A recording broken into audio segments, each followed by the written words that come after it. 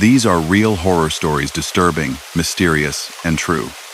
Each tale will send chills down your spine as you slowly drift into sleep. This story is completely free. We don't run any ads, which means we earn nothing from these videos. All we ask is one small favor. Please subscribe to our channel and give this video a like. It costs you nothing, but it gives us the motivation to keep creating more real horror stories every night. Also, tell us in the comments which city you're watching from and what time it is right now. We love reading your messages. Now, let's begin the story. Story number 1. The base did not appear on any ordinary map. It sat alone in a wide, pale desert, surrounded by rust-colored hills that looked closer than they really were. In the daytime, heat turned the air into a subtle shimmer, and the base seemed to float. At night, the temperature dropped so quickly that breath turned to ghosts in the beam of a flashlight. The soldiers called it a forgotten post, a small forward operating base with just enough people to run patrols, man the towers, and keep the generator from dying. Supply trucks came rarely, helicopters even less. The place felt like a secret that had been shared and then abandoned. On most nights, a young soldier named Hayes stood watch in Tower 3. Tower 3 was the quiet one. It looked out over the emptiest stretch of desert, a sea of rocks and sand with an old dried riverbed like a scar running across it. There were no villages in that direction, no roads, no hint of light for miles. Only the wind when it chose to move. Hayes didn't mind at first. The desert sky was clear, and the stars looked bigger than anywhere he had ever seen. The tower's metal floor creaked under his boots. The spotlight hummed near his shoulder. The radio on his chest crackled every so often, offering small reassurances that others were awake too. It was his 3rd month on that base when the radio began doing something different. It started on a Tuesday, toward the very middle of the night, about the time when conversations in the barracks died down and even the most restless people finally gave in to sleep. The generator was running smoothly. The floodlights cast long, pale cones across the sand. Hayes leaned on the railing, eyes roaming the darkness. The radio at his shoulder gave a quick burst of static and then went quiet. He glanced at it, more out of habit than worry. Static was normal. Radios never stayed perfectly clean out there. Heat, dust, and distance played tricks. Then, a few moments later, the static came again. Longer this time. It almost sounded like breath. Tower 3, radio check, came the easy voice of the duty sergeant. Hayes answered as usual, their brief exchange routine and unremarkable. When it ended, silence settled again. The kind of silence that felt thick. 5 minutes passed. 10. Then the static returned. So soft that if the night hadn't been so still, it might have gone unnoticed. It whispered across the channel, a thin, wavering sound. Hayes frowned and pinched the earpiece closer. He listened. Underneath the hiss, there was something else. A pattern. Not noise. Not exactly. It sounded like words, but far away, buried beneath a layer of sound like sand being poured through a sieve. He checked the display on the radio. His channel was correct. No one had called him. Nothing flashed. No light blinked. The whispers faded. The night stretched out again. He told himself it was interference, nothing more. Equipment misbehaves. Signals bleed over from other units and nearby bases. That was the explanation he kept, until he heard his own name. It was about an hour later. Hayes had shifted his weight from one foot to the other, rolled his shoulders, done every small movement he knew to fight off drowsiness. The wristwatch on his arm told him there were 2.5 hours left in his shift. Static eased back into his ear. At first, it sounded like before, low and uneven. Then, very clearly, a voice drifted through the noise. Hayes. He froze. His fingers tightened around the rail. The word came once. Soft, precise, no accent, no distortion on that single syllable. He waited for a follow-up, a call sign, some indication that this was a normal transmission. Nothing came. Control, this is Tower 3, he said, keeping his tone as even as he could. Radio check. Any traffic for Tower 3? The speaker barked to life with the sergeant's familiar answer. Everything sounded ordinary. No traffic, Tower 3. You good up there? All good, Hayes replied, though his pulse had begun to move a little quicker. Thought I heard some interference. Might be nothing. Copy. You know how the dust is. Keep your eyes open. The radio clicked off. He spent the rest of that shift talking himself down from the edge of unease. It's just bleed over, he thought. Maybe somebody else, on a nearby frequency, had a soldier with the same last name. Maybe his half-tired brain had filled in the gaps. The desert had a way of stretching sound and sense. The next night, he listened harder. None of the other towers reported anything strange. The base moved according to routine, the soft rumble of trucks at the motor pool, the occasional distant laugh from the smoking area, the low thrum of generators. The floodlights buzzed. For the first half of Hayes' shift, the radio behaved. Short check-ins, quick acknowledgments, silence. Then, at nearly the same time as the night before, the static returned. This time, there was no slow build. Hayes. The voice was slightly clearer, its tone strangely calm, as though speaking from the other side of a closed door. Can you hear this? He swallowed. His throat felt dry. Control, Tower 3, he said. Are you transmitting to me? Negative, Tower 3. You breaking up? Came the immediate reply. The strange voice had overlapped with the sergeant's for a second, layered like two radio stations playing at once. Then, as Control spoke, the other voice faded into a soft hiss and stopped. Hayes answered. Negative. Just bad static. The sergeant laughed lightly. Dust gremlins again. Welcome to the desert. When the channel went quiet, Hayes took a slow breath and looked out across the emptiness. The dried riverbed lay like a dark crack through the sand, half lit by the nearest floodlight. The hills in the distance were silhouettes. The sky pressed in low. Something about the timing bothered him, the way the strange voice came only when nobody else was talking, like it knew. The third night removed any idea that this was an accident. Hayes brought a small notebook with him. He didn't tell anyone about the voice. Not yet. It felt like the kind of thing that might invite teasing, or worse, the kind of attention that brought checklists, interviews, and the subtle question of whether he was handling the stress. The first hours passed quietly. A fox or stray dog crossed the outer edge of the light, its shadows stretched and thin. A faint wind brushed the tower, rattling a loose piece of metal somewhere below. At 2:14, the radio whispered. He flipped open the notebook, pen ready, mind oddly clear. Hayes, the voice said. It's okay. Don't answer, just listen. The sound quality was wrong. It did not have the dull, compressed quality of standard radio chatter. It sounded more like someone standing in a narrow hallway, speaking into a cheap recorder. A hollow, indoor sound, somehow reaching him out in the open night. You're in Tower 3, the voice continued. Third month on station. You keep a packet of coffee in your left cargo pocket for when you start to fade. But you're trying not to rely on it. Hayes looked down, almost against his will. The crinkling outline of the instant coffee packet pressed against his pocket, exactly where the voice said it would be. He didn't touch the transmit button. You're thinking of calling this in, the voice went on. But you won't. Not yet. Because you don't want it to be real.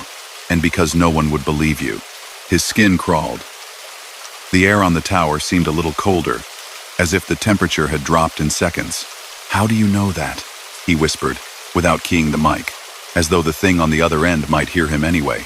The voice answered, because I'm you. For a moment, he thought he had misheard.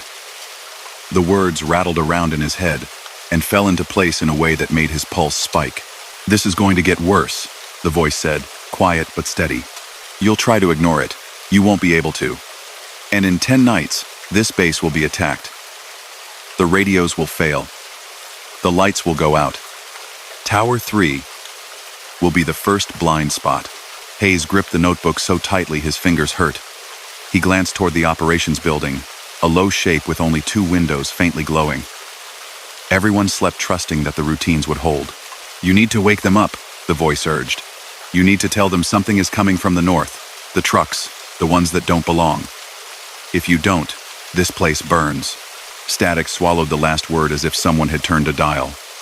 The hiss rose to a soft roar, then cut off completely. The earpiece fell silent. He stood in the quiet tower, heart hammering, every sense tuned to the emptiness around him. No engines, no distant echoes, just the wind and the low hum of power coursing through cables. Hayes flipped through his notebook pages, the pen trembling slightly in his hand. He wrote down the time, the exact words, or as close as he could recall them. Trucks. North. 10 nights. He considered the possibilities. A prank? Someone on base with access to personnel files and a too active imagination? But the voice, it had sounded like his own, strained at the edges, older somehow, flavored with exhaustion. The next day during lunch, he tested the waters with one person. His bunkmate, Carver, sat across from him in the mess hall, pushing food around his tray. Carver was the type who took strange things with a dry shrug, the sort who told stories about bad luck missions with a half smile and no drama. If you heard something weird on watch, Hayes asked, keeping his voice low, like on the radio, what would you do? Weird how? Carver replied without looking up. Like somebody talking who wasn't supposed to be on the channel. That's called every night, Carver said. You get all kinds of people stepping on frequencies. Pick up music once, from somewhere. Whole song, like from an old car radio. Nobody could find where it came from. Dust storms bounce things around. Why? Hayes pretended to consider, then backed off. Nothing. Just heard some strange static. Thought it might be a known thing. Carver finally glanced up and studied his face. For a moment, it seemed as though he sensed something unsaid. But he just shook his head and stabbed at his food again.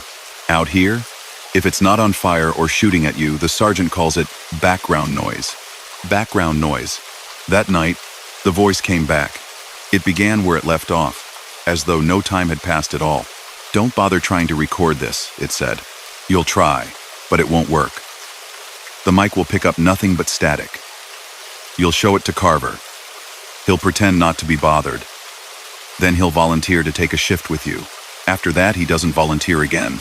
Hayes had not yet asked Carver to join him in the tower. The notebook lay open on the railing in front of him. He hadn't turned any recorder on. The words described a future that had not happened yet, with the calm finality of memory. Why should I believe you? Hayes murmured under his breath. Because when the attack comes, the voice said, you will be up here alone. You will see the first flash. You will hear the last sound. And you'll wish you had done something different long before that. The next few days moved like a drawn-out dream. Hayes slept in broken stretches, waking with the sensation that someone had called his name just outside his bunk. He found himself staring at the radio on his chest, even off duty, listening for a phantom crackle that did not come during the day. On the 5th night, he brought a small recorder, palming it so the red light was hidden. When the voice arrived, right on time, the tiny device was already running. The voice spoke of details that no one else could know. The exact phrase a drill instructor had once shouted in his face during training, the secret thought Hayes had when he looked at the far hills and imagined simply walking away into the desert. It spoke of his brother back home, of a half-written letter under his mattress. None of this proves anything, Hayes whispered, but his chest felt tight. When the shift ended, he climbed down the tower ladder on stiff legs and went straight to his bunk. Carver snored softly on the other side of the aisle. The world smelled of dust, detergent, and faint engine oil. Hayes plugged in the recorder and pressed play. Static. A long, flat sea of it. No words, no pattern, just white noise that never changed. By afternoon, the strain showed on his face. You look like you've been on watch for a week, Carver said, tossing him a bottle of warm water. Could be, Hayes replied. It was then, finally, that he told Carver. Not everything the I'm you part stayed locked behind his teeth, but enough. The voice. The predictions. The mention of trucks. Coming from the north, Carver listened, his usual smirk fading. When Hayes finished, Carver stared at the table for a long moment. So? Carver said slowly. Either someone's messing with you using very expensive equipment or... He didn't finish the sentence. Instead, he shrugged in a way that was clearly forced. I'll come up there with you. See if your imaginary friend wants an audience. That night, 2 sets of boots climbed the tower. The air felt heavier, as though the desert had gathered itself closer. Clouds veiled parts of the sky. The generator's hum seemed a little louder, the lights slightly dimmer, though no one had turned them down. Carver stood beside Hayes at the rail, binoculars raised, scanning the dark. If this is your idea of a joke, he said quietly. You picked a long setup. They waited, at the usual time, A ripple of static brushed their ears. Carver straightened, eyes shifting, posture alert. "You hear that?" The hiss swelled, then steadied. The air seemed to cool, a thin chill sliding through the open tower like a draft from a cellar. "Hayes," the voice said. Carver's head snapped toward him. His expression shifted in a heartbeat from skepticism to something much sharper. "The one next to you doesn't sleep as well as he pretends to," the voice added. "He hears footsteps when no one's there. Years from now, he'll still wake up thinking he's back here." Carver's face drained of color. "Who is that?" he asked, louder than intended, thumb hovering over his mic. "Who the—" The radio on his chest went dead. So did Hayes's. The tiny status lights blinked off. The tower light flickered once, twice, then steadied at a lower brightness, as though the power feeding it had dipped. "Don't bother calling control," the voice said. "They can't hear this. They won't hear you when it matters either. We should go down," Carver muttered. "Now." But something in Hayes resisted. Going down felt like stepping into something without seeing it coming. Up here, he could at least see a little way out. 10 nights, the voice said. On the 10th night, the trucks will appear from the north, out of a sandstorm. They will use the right call signs at first. Then they'll get one detail wrong. Something small. Something that won't matter to anyone who doesn't know better. Don't let them in, no matter what they say, or this place becomes a grave. Carver swallowed hard. "This is a trick," he said, as though saying it made it true. The lights brightened. The radios clicked back to life with a burst of regular chatter. Control checking on Tower 1. Someone in the motor pool joking about a stubborn engine. The strange voice was gone. Neither man spoke for the rest of the shift. In the morning, Carver signed up for extra patrols, extra chores, anything that kept him away from the isolation of the tower. He didn't mention what he had heard to anyone else, but his eyes followed every truck that came through the gate now, tracking them until they vanished behind buildings. Nights passed. On the 7th night, a low haze began crawling across the desert, dimming the horizon. By the 8th, the haze had thickened into a wall of dust.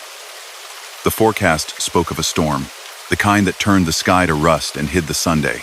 Hayes tried, cautiously, to hint at his concerns to the duty sergeant. He brought up the storm and asked about procedures. What if unidentified vehicles approached under low visibility? What if communications went down? The sergeant, an older man with deep lines around his eyes, listened and nodded. Standard protocol, he said. Challenge, verify call signs, cross, check with operations. No one comes in blind. We've been doing this a long time. Hayes wanted to say, sometimes things slip through. Sometimes the wrong person answers. He didn't. On the 9th night, the voice was late. Minutes crawled past its usual time. Hayes stood alone again. Carver had traded shifts, choosing a ground post closer to other people. The storm on the horizon had grown into an opaque curtain, moving slowly but inevitably toward the base. Wind stroked the tower, carrying fine grains of sand that ticked softly against the metal. Eventually, the static came. Almost there, the voice said. It sounded thinner, strained, as though coming from farther away.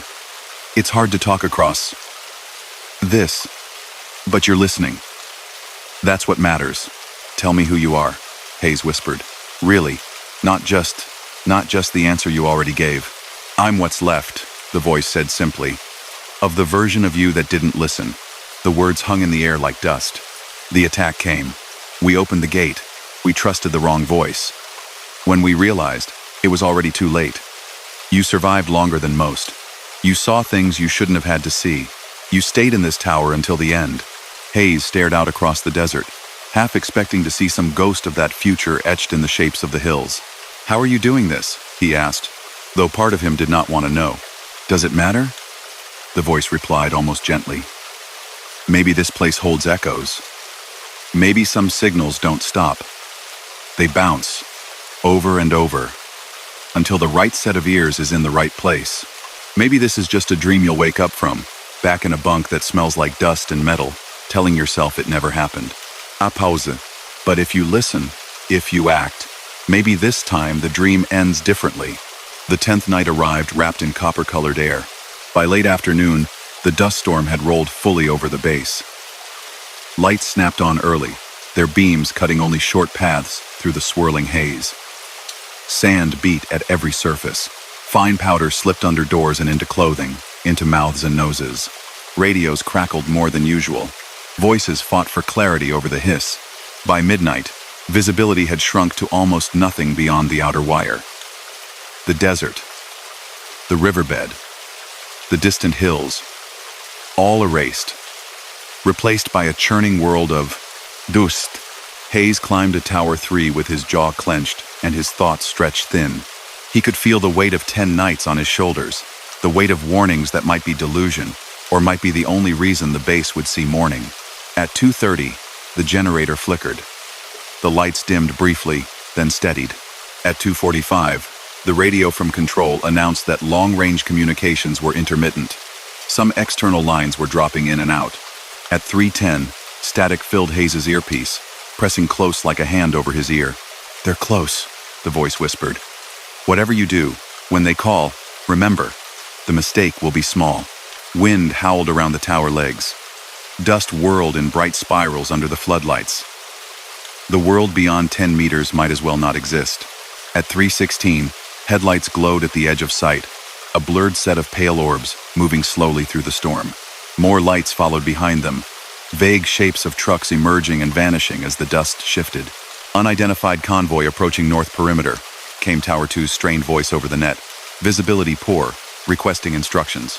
Control responded quickly. "All towers, maintain observation. Convoy, this is forward base. State your unit and call signs." A crackle, then a reply, faint but clear enough. The voices on the other end said the right words, the name of a friendly unit, the proper call sign format. They even named the last checkpoint they'd passed. From his tower, Hayes felt a tightness coil in his chest. It all sounded fine. Control conferred on a separate channel for a moment. Someone mentioned the storm disrupting schedules. A rerouted resupply run, unexpected, but not impossible. Hayes stared, eyes narrowed, trying to pierce the storm between him and the slow ghost lights. "Convoy, proceed to main gate," Control said finally. "Stand by for verification." As the vehicles drew closer, their outlines sharpened. Dark boxes on heavy tires, dust streaming around them. They moved at a cautious crawl, engines low. "Gate, be ready," Control continued. "We'll need to clear them quick in this wind." Hayes' fingers hovered over his push-to-talk button. His heart pounded. They said the right things, he thought. Maybe that's all this was, fear weaving a story on top of ordinary events. Then the convoy spoke again, answering a routine challenge. "Confirm current authentication code," Control requested. The lead driver recited the day's code phrase and number. Almost perfect. Almost. He used a word that had been changed that morning, a small adjustment made during the daily update. One syllable different. A word that had been removed for security reasons a day earlier, replaced by another almost identical word that only people inside the base should know. It was the kind of mistake someone relying on old information would make. The kind of slip that could be written off as a nervous mispronunciation. Wind screamed at the tower windows. The trucks rolled closer. In Hayes' ear, beneath the storm of static and the chatter of men, one thin voice spoke. "There." He hit his transmit button. "Control, Tower 3, he said, louder than he intended. "Be advised. Convoy authentication is incorrect. Repeat, incorrect." They're using an outdated phrase. The net went sharply quiet. Even with his training, he could hear the instant spike of tension. "Tower 3, say again," Control demanded. He repeated it, forcing each word to be flat and clear. "Book precise. No tremor. Just fact." The convoy's reply came faster, rushed now. The driver apologized, blamed the signal, the storm, a slip of the tongue, offered a slightly corrected answer. It sounded rehearsed, one step behind reality. In the tower, Hayes could almost feel the whole base holding its breath. "Convoy," Control said finally, voice all steel now. "Hold position. Do not approach the gate. Over." The engines slowed. The lead truck hesitated. "Negative, forward base," the driver responded. "We have authorization. We are low on fuel. Conditions are deteriorating. We must enter now." A back and forth unfolded in sharp, cautious phrases. Verification. Counter-verification. Demands for visual identifiers that the storm made impossible to provide. The convoy pushed. Control refused. Through it all, Hayes kept his eyes locked on the half-forms in the dust. He imagined another version of himself, on another 10th night, watching the same scene, but with a different series of choices. The gate opening. Trucks rolling in, doors swinging wide. Minutes passed. The argument on the radio grew thinner, more strained, until finally, without warning, the convoy cut transmission. Silence rushed in, loud as the storm. The headlights shifted. The trucks began to turn, their outlines swiveling away, swallowed gradually by the roiling dust. Within a minute, they were gone, as if they had never been there. For a long time, no one on the net spoke. Then the sergeant's voice came through, quieter, as though speaking to the air as much as to the towers. All posts, maintain heightened readiness. No one stands down. Not until this storm passes. Hayes stayed at the rail, fingers numb around the cold metal. His heart still pounded. But slowly, under the fear, something else crept in. Not relief. Exactly. Something like the first, tentative breath after a nightmare. In his earpiece, too low for anyone else to hear, one last fragment of sound slipped through the static. "I didn't get that choice," the voice said, faint as dust. "Maybe that's enough." Hayes bowed his head, eyes closing briefly. When he opened them again, only the normal bass chatter filled his radio. The strange frequency never returned, not the next night, or the night after. The dust storm passed. The desert opened itself again under a clear sky. Trucks arrived, properly verified, bringing supplies and mail. People complained about the same things they always complained about. Weeks later, rumors drifted in from other units. Another small outpost, not theirs, but similar, had suffered a surprise attack during a storm. Disguised vehicles. A gate opened too quickly. Details were vague, filtered through retellings and censored reports. No official link was ever made. On paper, their own encounter with the night convoy became a line or two in a log. Unverified vehicles approached. Entry denied. No contact since. Years afterward, back home, Hayes would sometimes sit in his parked car late at night, radio dial turned low, letting random stations hiss by. Now and then, at certain lonely hours, there would be a flicker of static that made his skin prickle, a half-heard breath between channels. In those moments, he would remember the tower, the storm, and the voice that might have been his own, carried on a signal that should not have existed. Nothing ever spoke clearly again. Yet, every time the static curled a certain way, he found himself listening, just in case some echo from a different ending still lingered. Trying one last time to reach across a thin line of fate and dust and silence. Story number 2. The mountains rose like a black wall against the sky, a jagged line that swallowed the last hints of color when the sun went down. Even on clear nights, the stars above the range looked distant and faint, as if the rock itself drank in the light. The base sat carved into the side of one of those mountains, a cluster of low buildings, a motor pool, a small parade ground. But the most important part was hidden, driven straight into the stone behind a thick security fence, a sealed rail tunnel, no longer marked on civilian maps. Long before any soldier had ever set foot there, the tunnel had been part of a commercial railway, a passage through the mountains that carried cargo and passengers between distant cities. Locals still remembered the trains rumbling through at all hours, shaking cups on kitchen tables and rattling windows. Then came the avalanche, years ago. During a winter storm, tons of snow and rock sheared off the mountain above, burying part of the line. The story went that a late-night passenger train had been on that stretch of track when the mountain finally gave way. Crushed carriages, no survivors. The line closed. The company went bankrupt shortly after. The tunnel, partially collapsed and considered unstable, was abandoned. Decades passed, governments changed, budgets shifted, and someone somewhere decided that the old rail tunnel, once reinforced and sealed, would make an excellent secure storage site. The military arrived with engineers, drills, and concrete. At the very mouth of the tunnel, where rusted tracks vanished into the dark, they built a reinforced door. Behind it, deep inside the mountain, they installed climate-controlled vaults and redundant systems. enough to make any outside observer curious about what, exactly, was being hidden. To the soldiers stationed there, though, the answer didn't matter. Their job was simple: protect the entrance, monitor the sensors, and make sure nothing unauthorized went in or out. Corporal Lin had been on the mountain 6 weeks when he first drew the midnight tunnel shift alone. He stood in a long, echoing access corridor that led from the outer fencing to the great steel door. The walls were poured concrete, smooth and slightly damp from the cool air that seeped from the rock. Fluorescent lights ran the length of the ceiling, buzzing faintly. At one end, a blast-resistant door opened to the base yard, where dim orange lamps washed over gravel and parked vehicles. At the other, 20 meters away, loomed the tunnel gate. Thick steel, heavily bolted, painted a dull gray that gleamed faintly under the lights. In front of that gate, the original tracks still pierced the concrete floor, 2 dark rails running up to the door and vanishing beneath it. Someone had painted a yellow safety line across the floor, just before the rails, as if the old rules of the platform still mattered even underground. In the middle of the corridor stood a small guard booth, made of reinforced glass and metal, half facing the gate and half facing the yard door. Inside it was a desk, a radio, a bank of monitors tied to cameras inside the tunnel and outside the fence, and a simple chair. Lin checked in, logged the time, and settled into his post.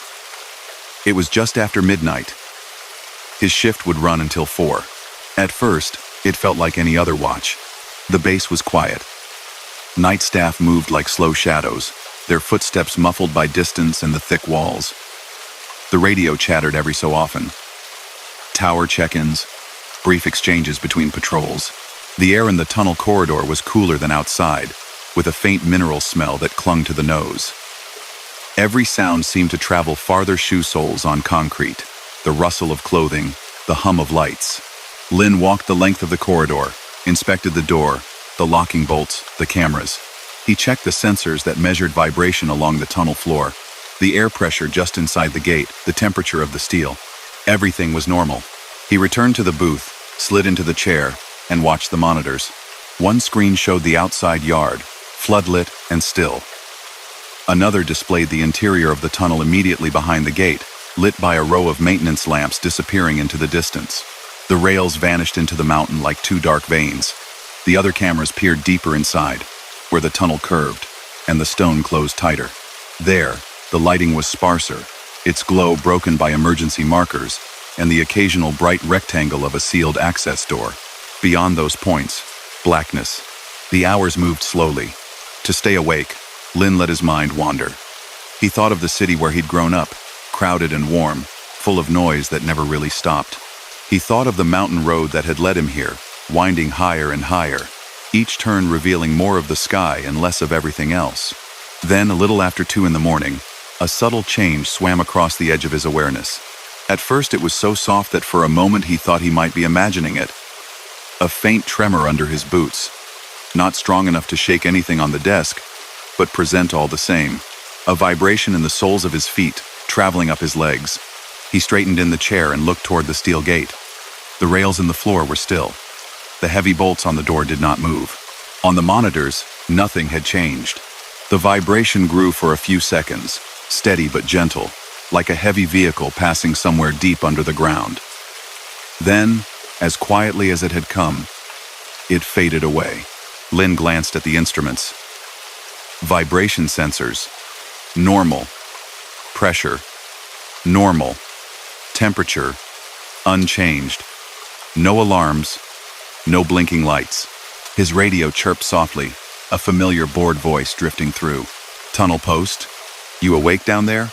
Lin pressed the transmit button. Still here. Any excitement? Nothing to report, Lin said. He hesitated. Felt a little tremor.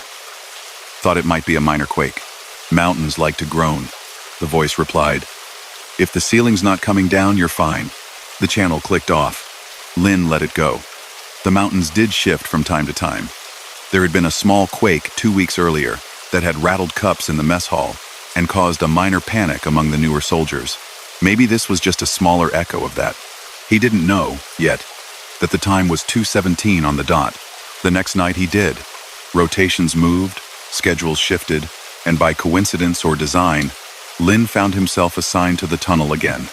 The same corridor, the same humming lights, the same smell of cool stone and faint rust. At first, the hours felt the same as before. He walked, checked, listened. The base outside was calm. The mountain above loomed unseen. This time, though, as the seconds ticked past 2 in the morning, he found his eyes drawn to his watch again and again. When the minute hand touched 17, it happened. The same faint tremor slipped through the floor, like a distant engine waking up. It built slowly, steady and even, humming through the rails. The air seemed to carry a soft, low sound now too, just below hearing, like a murmur behind a wall.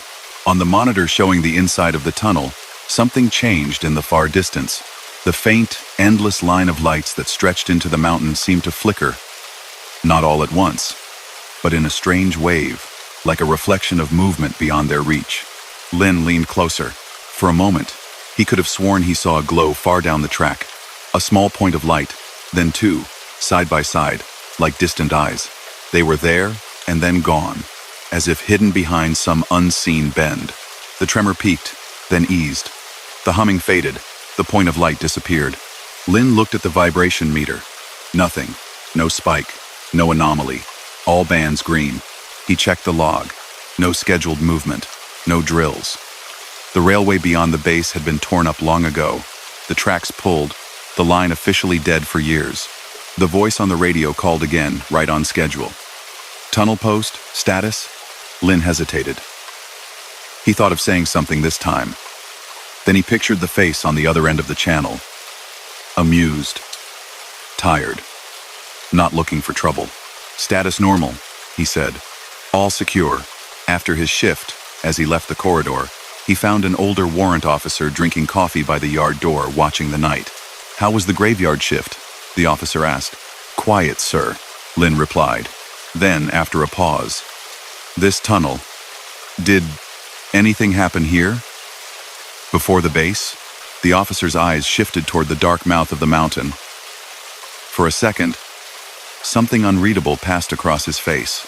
It's an old line, he said. Had an accident. Whole train, they say. Nobody likes to talk about it. Mountains remember things, or so the locals claim. Don't worry about it. You'll just make yourself jumpy. He clapped Lin on the shoulder, as if that settled it, and walked off into the yard. The third night, Lin brought a small notebook. He wrote down the time in advance. 2:17. Underlined it. Then he waited. The corridor felt colder somehow, the fluorescent lights slightly dimmer. The mountain pressed in around the concrete, its weight apparent even when unseen. When the minute hand moved into place, the tremor returned like clockwork. This time, Lin stood up before it began. He walked to the yellow line and stopped just behind it, close enough to feel the slight tingle of vibration through the metal rails. The humming thickened. Air shifted in the tunnel. A subtle change in pressure that made his ears feel tight. The faint buried murmur returned, and now it sounded less like a random noise and more like layers of sound overlapping, too far away to distinguish. On the monitor, deep inside the tunnel, tiny pinpricks of light glowed in the distance. They grew brighter, a pair of white discs moving steadily forward before dimming and brightening again, like something passing behind old glass. Lin squinted. The glow fluttered strangely, not quite aligning with the smooth movement implied by the sound. It was as if the images were slightly out of sync, like an old video struggling to keep up.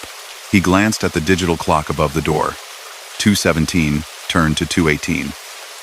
The light on the monitor flared once, then winked out. The tremor ebbed. The air settled. The rails fell still.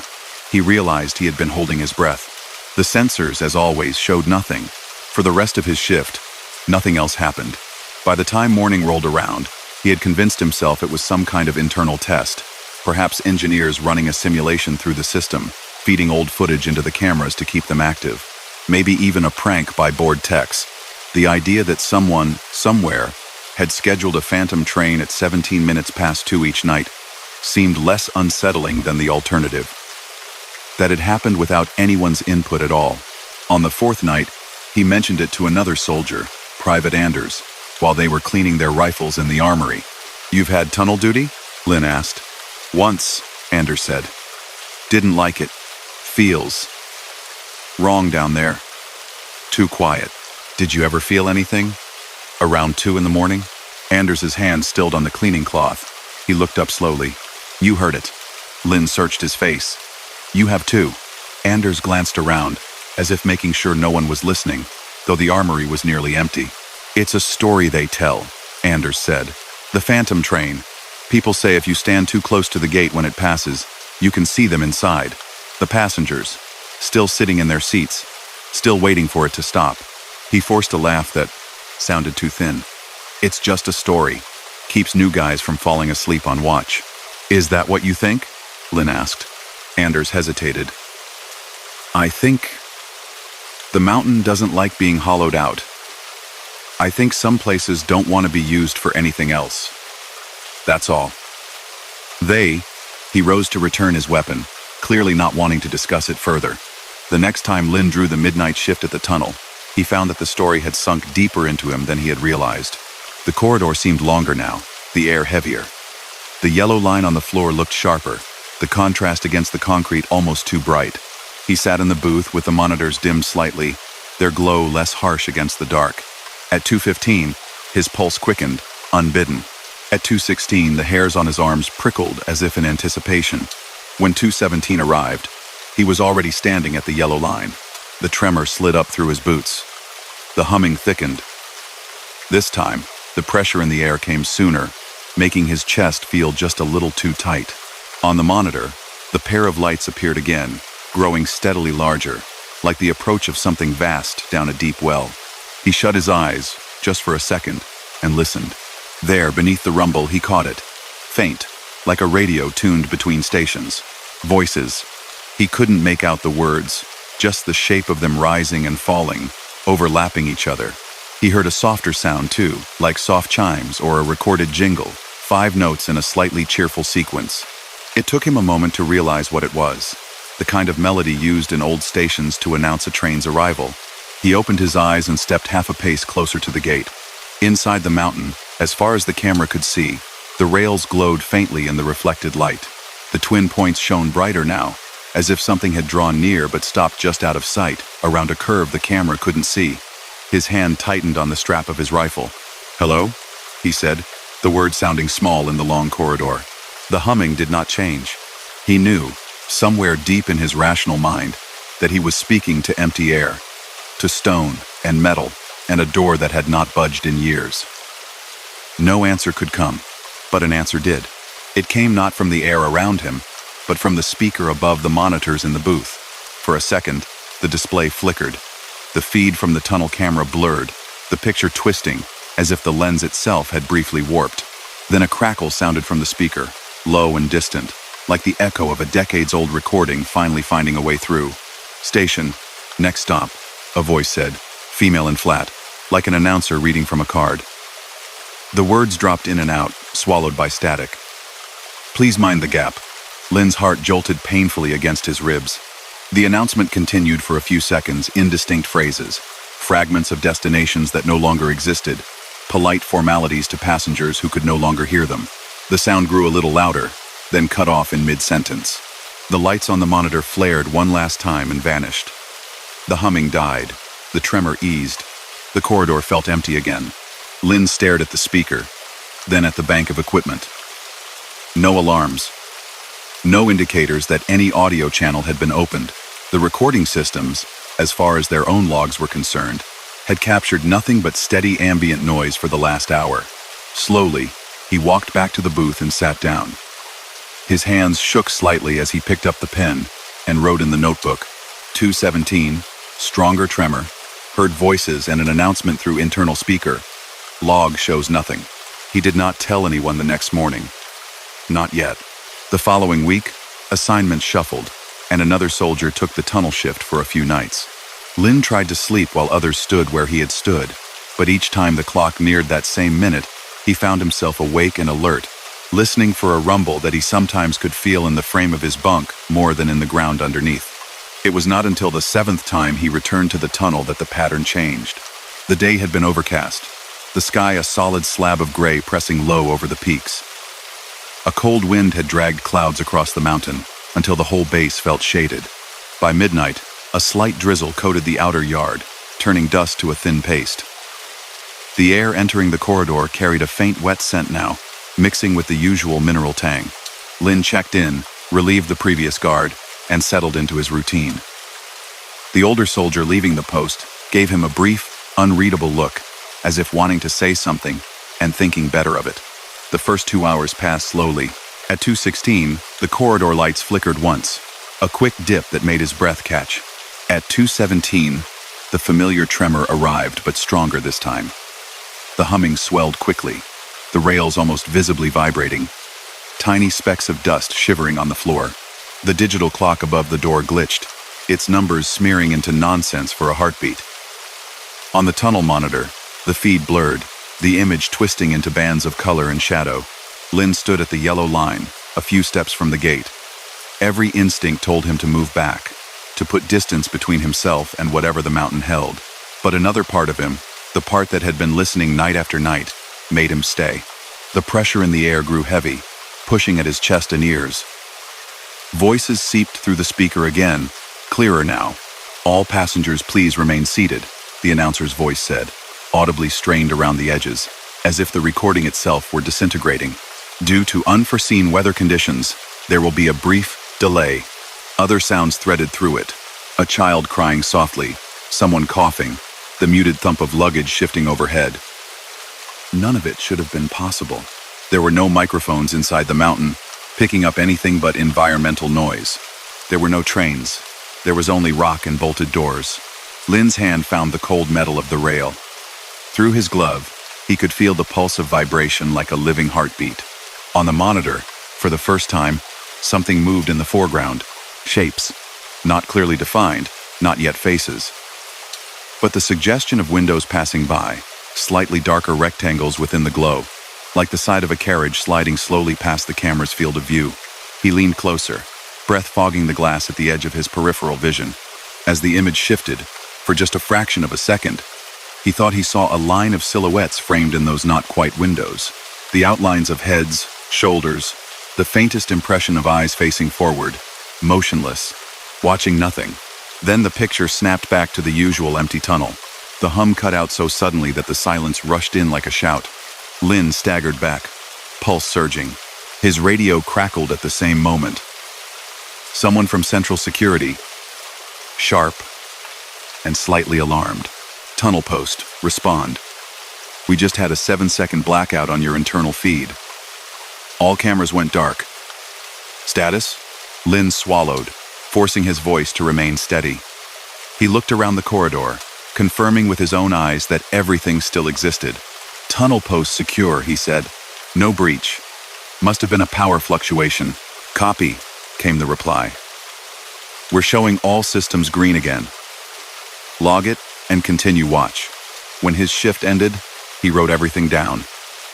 This time, he didn't keep it to himself. He handed the notebook page, quietly, to the same warrant officer who'd spoken to him before. The man read it, his face unreadable. When he reached the part about the silhouettes, his mouth tightened.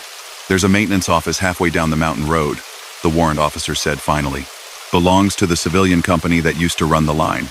It's mostly empty now. Files, old equipment. If you want answers, that's where they'll be. But think carefully about whether you want to carry those answers with you." Lin went that afternoon, on a pretext of checking the fence line. The office was musty, full of dust motes that danced in stray beams of light. Old posters about safety and punctuality peeled from the walls. A broken timetable board leaned in a corner.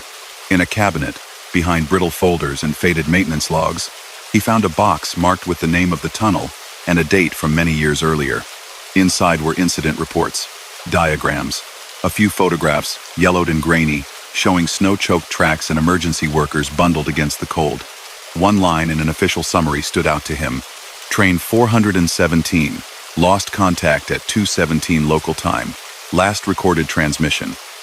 We appear to have stopped inside the tunnel, snow falling heavily outside.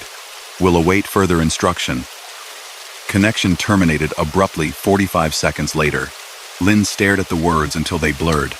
That night, when he returned to the mountain, everything felt different. He knew now that whatever played through his speaker was not random interference. It was the last echo of a night when people sat in cold carriages under tons of rock and snow, waiting for instructions that never came.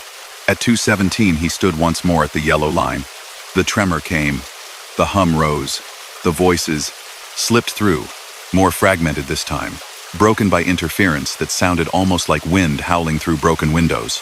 He listened to them repeat their confusion, their questions, their attempts to joke about being stuck yet again on a delayed train. The small, weary laughter that always trailed off too quickly. At some point, the announcer's voice failed entirely, melting into static. Another voice seeped through in its place, a man's voice, closer, rougher, cutting through the noise. "Is anyone there?" it asked. The words were so clear that for a second, Lin thought someone had opened the yard door behind him and spoken directly into the corridor. He turned. No one stood there. The door was shut. The base beyond was still. "Is anyone there?" the voice repeated. "Hello. We've been waiting. I can't. There's..." The rest twisted into a shriek of feedback before resolving again. "Please. If someone hears this, say something." Lin's hand shook as he raised the radio to his mouth. It felt absurd, talking to what might only be a confused swirl of old signals, but the plea cut past his training. "I hear you," he said quietly, not transmitting on any channel. Just saying the words into the cool air. The corridor didn't change. The mountain did not reply. But in his earpiece, mixed with static, he heard a faint, ragged breath. "Thank you," the voice whispered. "We thought we were alone." On the monitor, the faint impression of windows slid past again, slower than before. Behind them, the silhouettes seemed a little more detailed now. A glint where eyes might be, the curve of a hand on a lap, a hat pushed back on someone's head. One silhouette, near the edge of the frame, seemed to turn. Not a trick of light this time. A deliberate motion. Lin knew, without being able to explain how, that whoever that shape had once been, they were now facing him. The breath in his ear hitched. "You're not supposed to be on the platform," the voice murmured, confused, as if trying to place him in a set of rules that no longer applied. "It's not safe." The hum rose sharply, rattling the glass of the booth. The digital clock above the door flashed nonsense again. Every instinct in him screamed to step back, away from the gate, away from the place where two times seemed to be trying to occupy the same space. He found he could not move. The air thickened, heavy and cold.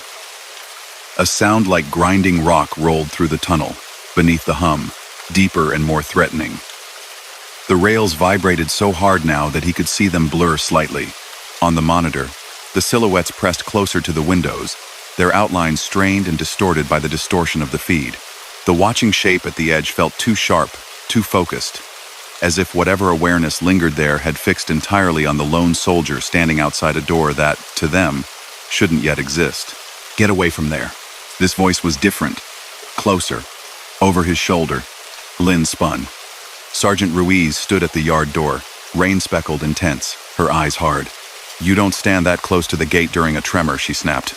"You want a ceiling beam in your skull?" The hum cut, clean and sudden. The rails stilled. The monitor smoothed back into its usual flat, empty image of the tunnel. Lin blinked. The digital clock ticked calmly from 2:17 to 2:18, no sign of glitching. "You looked like you were sleepwalking," Ruiz said, studying his face. "You didn't answer the last radio check." "I didn't hear it," Lin said. His throat felt dry. "All my attention was on." He trailed off. The monitors now showed nothing that justified the words forming in his head. Ruiz followed his gaze to the screens, then back to the yellow line on the floor. "You've been down here too many nights in a row," she said, almost gently. "File a request for duty rotation. You won't be the first." He did. Within days, he was reassigned to exterior patrols. The tunnel shifts went to others new arrivals, mostly, with fresh eyes and strong nerves. The mountain did not care who watched its door. Word spread quietly, as such things always do. Some guards said they felt only the tremor, harmless as a passing truck on a distant road. Others swore they heard whispers through the walls, the clink of unseen cups, the soft murmur of conversations from a carriage that no longer existed. One soldier lasted only a single night before asking never to be posted there again. He claimed he had fallen asleep for a few seconds and dreamed himself sitting in a train seat opposite a woman with no face, her hands folded neatly over a handbag that dissolved into dust whenever he looked at it. Years went by. The tunnel remained sealed. The mountain remained. The phantom tremor kept its appointment, quiet and regular, at 17 minutes past 2. The base changed hands, reorganized, shrank, grew again. Equipment was updated. Monitors replaced. Every now and then, a glitch in the system tried to erase the strange entries in the logs, but some remained, tucked away in forgotten folders and personal notebooks. In a city far from the mountains, long after his time on that base had ended, Lin sometimes found himself on real trains again. Commuter lines, bright and crowded, full of life. When his carriage passed through any tunnel at night, he watched the reflections in the windows. His own face, the faces of strangers, the advertisements overhead. Every so often, just at that moment when his train echoed under tons of rock and the outside world vanished behind black glass, he would feel a faint, familiar hum in the soles of his feet. Not strong, just enough to remind him. Somewhere, a long way off, in a tunnel that should have collapsed entirely years ago, another train was still waiting at an invisible platform, its passengers caught at the exact moment between recognition and fear.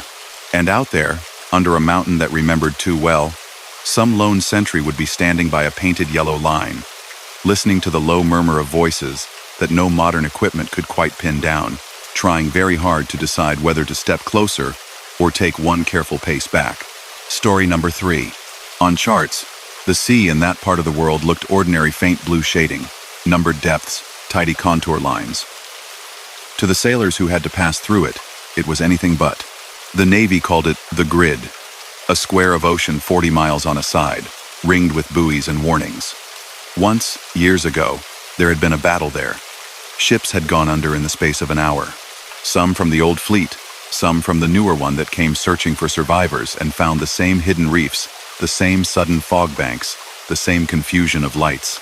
Afterward, the Admiralty wrote long reports about miscommunication, faulty charts, bad weather. The grid was declared a restricted zone. Sonar buoys were anchored there. Wreck surveys were conducted.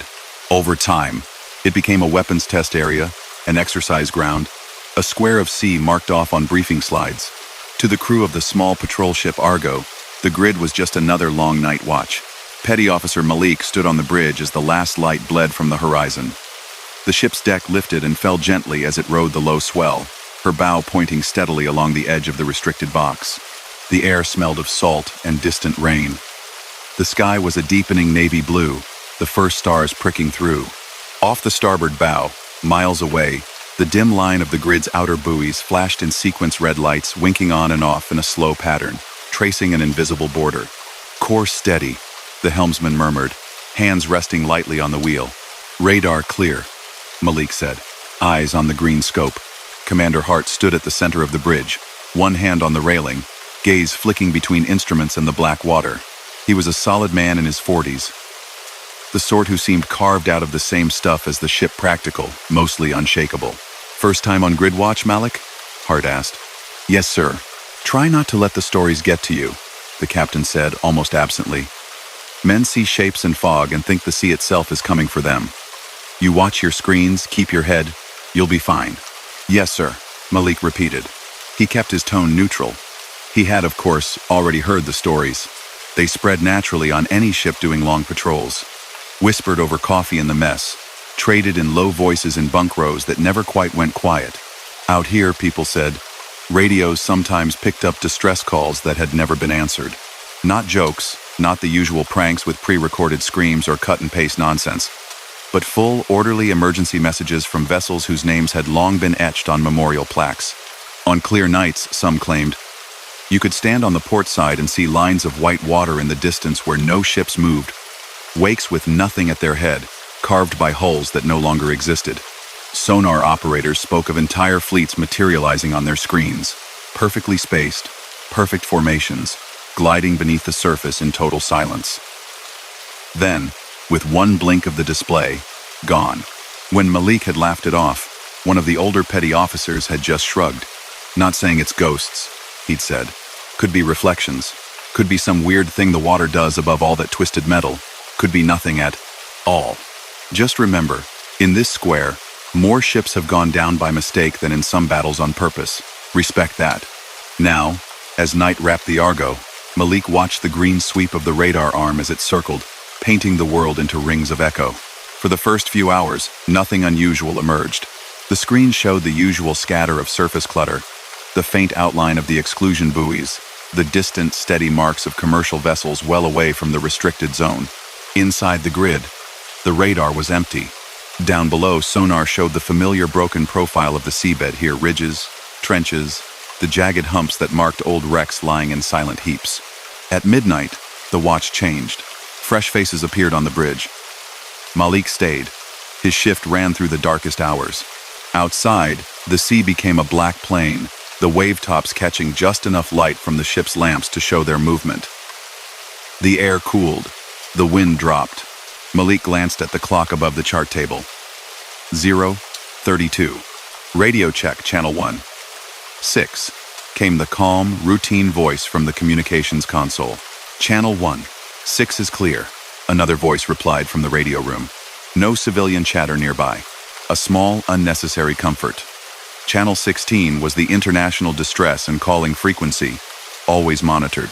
In some places, it was full of overlapping voices from fishing boats, freighters, yachts. Out here, on nights like this, it was clean as glass. The first sign that anything was different arrived just after 1 in the morning. Bridge, sonar, crackled the intercom. Hart tapped the switch. Go ahead. Sir, we're picking up a faint contact bearing 080, range approximately 7 miles. Sounds odd. Classified as possible surface vessel, very low speed. Hart looked to Malik. Malik's fingers danced over the radar controls, shifting the range, increasing the gain. The screen blossomed with noise for a moment, then settled. Amid the clutter, a tiny green blot appeared in the indicated bearing, just inside the boundary line of the grid. Got something there, Malik said. Weak return. No AIS signal. Every modern ship of any size carried an automatic identification system transponder, constantly broadcasting its name, heading, speed. The Argo could read them at long range. Could be someone with their AIS off. The XO, Lieutenant Reyes, said from his place by the chart. Smugglers testing the line. Or some captain who thinks the rules don't apply to him. Plot it, Hart ordered. Let's see if it holds course. They watched. The mark crept along the screen at a slow pace, just inside the forbidden square. Heading north, speed barely 5 knots. No change. Try hailing them, Hart said. The radio operator adjusted the dial, pressed the transmit key. His voice carried calmly into the dark. Unidentified vessel. This is Naval Patrol Ship Argo. Call sign November 42. You are inside a restricted area. State your identity and intentions. Silence flowed back. Only the soft hiss of open air. The operator tried again, switching languages, then calling on general frequencies. No response. The contact continued its slow crawl, unhurried, as if the northbound path was all it had ever known. After 10 minutes as they watched, the small green shape wavered and then broke apart, dissolving into the background clutter like a drop of ink fading in water. Contact lost, Malik said softly. Sonar? Hart asked. Nothing on that bearing now, sir, came the reply from below. Water's quiet. Hart's jaw tightened slightly. Enter it in the log. Possible false return. Keep an eye on it. On another night, in another patch of sea, that would have been that. On the grid, it felt like a door cracking open. As the hours slid by, the air grew even stiller. The horizon disappeared entirely into blackness. The ship seemed alone in a world made of only 3 things: deck, hull, and the ring of faintly lit water immediately around it. The crew kept their voices low. Habit, training, and a subtle wish not to draw attention. At 2 in the morning, Malik stood at his station, hands resting on the console, eyes steady on the scope. His mind had settled into that strange clarity that came with long hours of wakefulness. He almost missed it. A tiny blip flared at the edge of the radar range, far out, then another beside it, then a third, a fourth, an entire line of faint marks, spaced evenly, like beads on an invisible string. Multiple contacts, Malik said quietly. Bearing 135, outside the grid, closing slowly. 20 miles and decreasing. Hart stepped closer. Classification? Too far to say, sir. Could be a convoy. No AIS data yet. Let's see who's out there. Minutes passed. The line of echoes crept forward, closing the range. They moved in a steady formation, maintaining exact distances between one another. Perfect alignment. Any scheduled traffic? Reyes asked, flipping through the printed movement lists. Negative, the radio operator said. Shipping lane is further east. Nothing listed on that heading at this hour. The AIS display stayed stubbornly blank. Try hailing, Hart said. The operator called out again, voice firm, clear, practiced. The words rolled into the dark. Again, only quiet. Came back. Range 18 miles. 6, 7, 9 contacts now, Malik reported. Speed, 10 knots. Heading 320. That takes them straight toward the southern edge of the grid. Rhea's forehead creased. It's like they're steaming for the box, Hart considered in silence. The Argo was small, lightly armed, not built to intercept a full convoy. But this was a forbidden zone, clearly marked on every chart. Alter course, he said. Bring us south and parallel. We'll shadow them along the boundary. If they intend to cross, they're going to have company. The ship turned gently, engines humming a little louder, as they pushed into a new heading. Malik watched the glowing line of blips adjust on the screen, the whole formation shifting slightly as if to correct and keep its aimed path. At 12 miles, something changed. The radar image fuzzed, just for a moment. The blips stretched like wet paint dragged by an invisible hand, smearing along their own track. Then they snapped back into neat dots again. Interference? Malik murmured. Could be weather. Yet when he looked at the external cameras, the sea appeared calm. No rain, no visible fog. The stars overhead still shone. Sonar, anything? Hart asked. Sir. The voice from below sounded less certain than before. We're getting some odd returns. It looks like multiple large shapes below the surface, same bearing as the surface contacts. Depth readings are all over the place. How many shapes? Hard to say. 10. Maybe more, all moving very slowly. Could be thermal layers confusing the picture. On the bridge, a quiet unease settled over the small crew. The Argo sliced through the water, engines steady, lights carving small cones into the dark. Ahead and to starboard, the invisible line of the grid waited. At 8 miles, the AIS display beeped. ID? Reyes asked quickly. Letters appeared on the small screen, forming codes and numbers. Then names. Malik stared at them as they scrolled up, one by one. Sir, he said, voice tight. The system's picking up transponders. But these can't be right. Hart leaned in. The names glowed on the display, old-fashioned sounding, some familiar to naval history buffs. Vessels that had once carried thousands of tons of steel and hundreds of lives. Hart read the first one aloud quietly. Leonora. Reyes looked up sharply. That's impossible. Why? Malik asked. Because I've seen that name, Reyes said. On the memorial wall at headquarters. The Leonora went down in the battle that created this grid. 40 years ago. The AIS listed more. Alcazar, Morning Star, Valiant. Each name matched a ship the Navy had lost in those chaotic hours. The recorded lost positions all sat inside the very square of sea they now guarded. Could someone be spoofing the signals? The radio operator asked. His voice carried a thin edge now. Maybe, Hart said slowly. But why those names? And all at once? The AIS data flickered. For a moment, the system tried to assign each contact a length and type. Numbers appeared, absurd and nonsensical ships hundreds of meters long appearing at depths that would put them halfway buried in the seabed.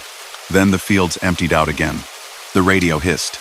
Not the clean white noise they were used to, but a thick, textured sound, like an old recording played through layers of dust. Beneath it, something moved faint tones, clipped syllables, the ghost of speech. Anyone transmitting? Hart asked. The operator shook his head, tapping at his controls. Not from us. It's bleeding through on its own. He adjusted dials, trying to separate signal from noise. For a few seconds, the murmur sharpened. Day. Mayday. Mayday. A voice gasped, thin and distant, like someone shouting from the end of a long hall. This is Vessel Leonora, taking on water. We've, inside, restricted. The transmission broke into a squeal, then steadied again. Confusion on the bridge. Multiple contacts. Lights everywhere. Can't. Which way is? Repeating. This is. Static swallowed the rest. On the bridge, no one moved. The hum of the ship's systems filled the blacks. Space between heartbeats. Malik's hand hovered over the recording switch. Already too late. Did you get that? Hart demanded. Attempting to isolate, the operator said quickly, fingers flying. But sir, that call sign, that match, could be a hoax, Hart said at once, his voice firmer than his eyes. Old recording. Somebody playing games on the net. On what transmitter? Reyes asked quietly. We're alone out here. The line of blips on the radar had closed the distance further. 6 miles now. 5. New heading? Malik asked. Hart hesitated, a fraction of a second too long. Outside the bridge windows, a faint haze had begun to gather over the water. Not thick enough to call fog yet, but enough that the line between sea and sky blurred. Maintain course, Hart said finally. We're not the ones crossing the boundary. The Argo held to the edge of the grid, her bow pointing along its southern face. The Phantom formation continued its approach, their plotted path drawing a line that cut straight toward the forbidden square. At 3 miles, the radar image fuzzed again. This time, the blips elongated and folded over themselves, each contact suddenly splitting into 2, then merging, breaking formation. They're turning? Malik said. No, that can't be right. The echoes are stacking. On the AIS, the list of names blinked wildly. Letters crawled over one another, rearranging, forming impossible strings. For a moment, Malik saw his own ship's name there, Argo. Then it slid away, replaced by something older. Sonar, talk to me, Hart ordered. Sir, the water's gone. Strange, the sonar operator said. We're registering depth changes where there shouldn't be any. Like the bottom is rising and dropping around us. And the shapes. There's so much metal down there. I can't separate anything anymore. It's like we sailed into a scrapyard. Reyes paced a short, tight line by the chart table, eyes on the plotted positions. This is wrong, she said under her breath. The wrecks are all inside the grid. We're still outside. The seafloor here is supposed to be clear. On instinct, Malik stepped away from the consoles for a moment and walked to the bridge wing, pushing open the small side door. Cool air washed over him. He stepped out into it, the sea stretching away in all directions, endless, black. At first, all he saw was the Argo's own running lights reflected faintly on the waves. Then his eyes adjusted. Out beyond the rail, maybe a mile away, a line of pale disturbance tracked across the surface, a feathered white scar of churned water, as though something heavy had recently passed, leaving only its wake behind. Another parallel line crossed it further out. Then another, at a strange angle. Lines and swirls of leftover foam etched a pattern Malik couldn't unravel. Like handwriting in a language he didn't know. The low thrum of engines reached him, but not from the Argo. Deeper, more resonant. A bass note shuddering through the water, rather than through the metal beneath his feet. He squinted against the dark. For a second he thought he saw shapes sliding through the low haze, shadowy hulls, stacked one behind another, outlines where no lights burned. He blinked, and they were gone. A faint sound floated across the water. Not words this time. A noise like distant thunder, but more regular. Booms in sequence. The ghost of gunfire, perhaps, or just his imagination supplying a soundtrack to an empty patch of sea. Malik! Hart's voice cut through the air behind him. Inside, he stepped back onto the bridge, the door closing with a soft, sealing thud. The clocks ticked forward. The radar sweep continued its endless rotation. The line of blips reached the line marking the southern boundary of the grid. For a heartbeat, they overlapped. Then the echoes scattered wildly. Some seemed to leap forward, deep into the square, beyond their last recorded heading. Others hung, jittered, then smeared backward as if retreating in time.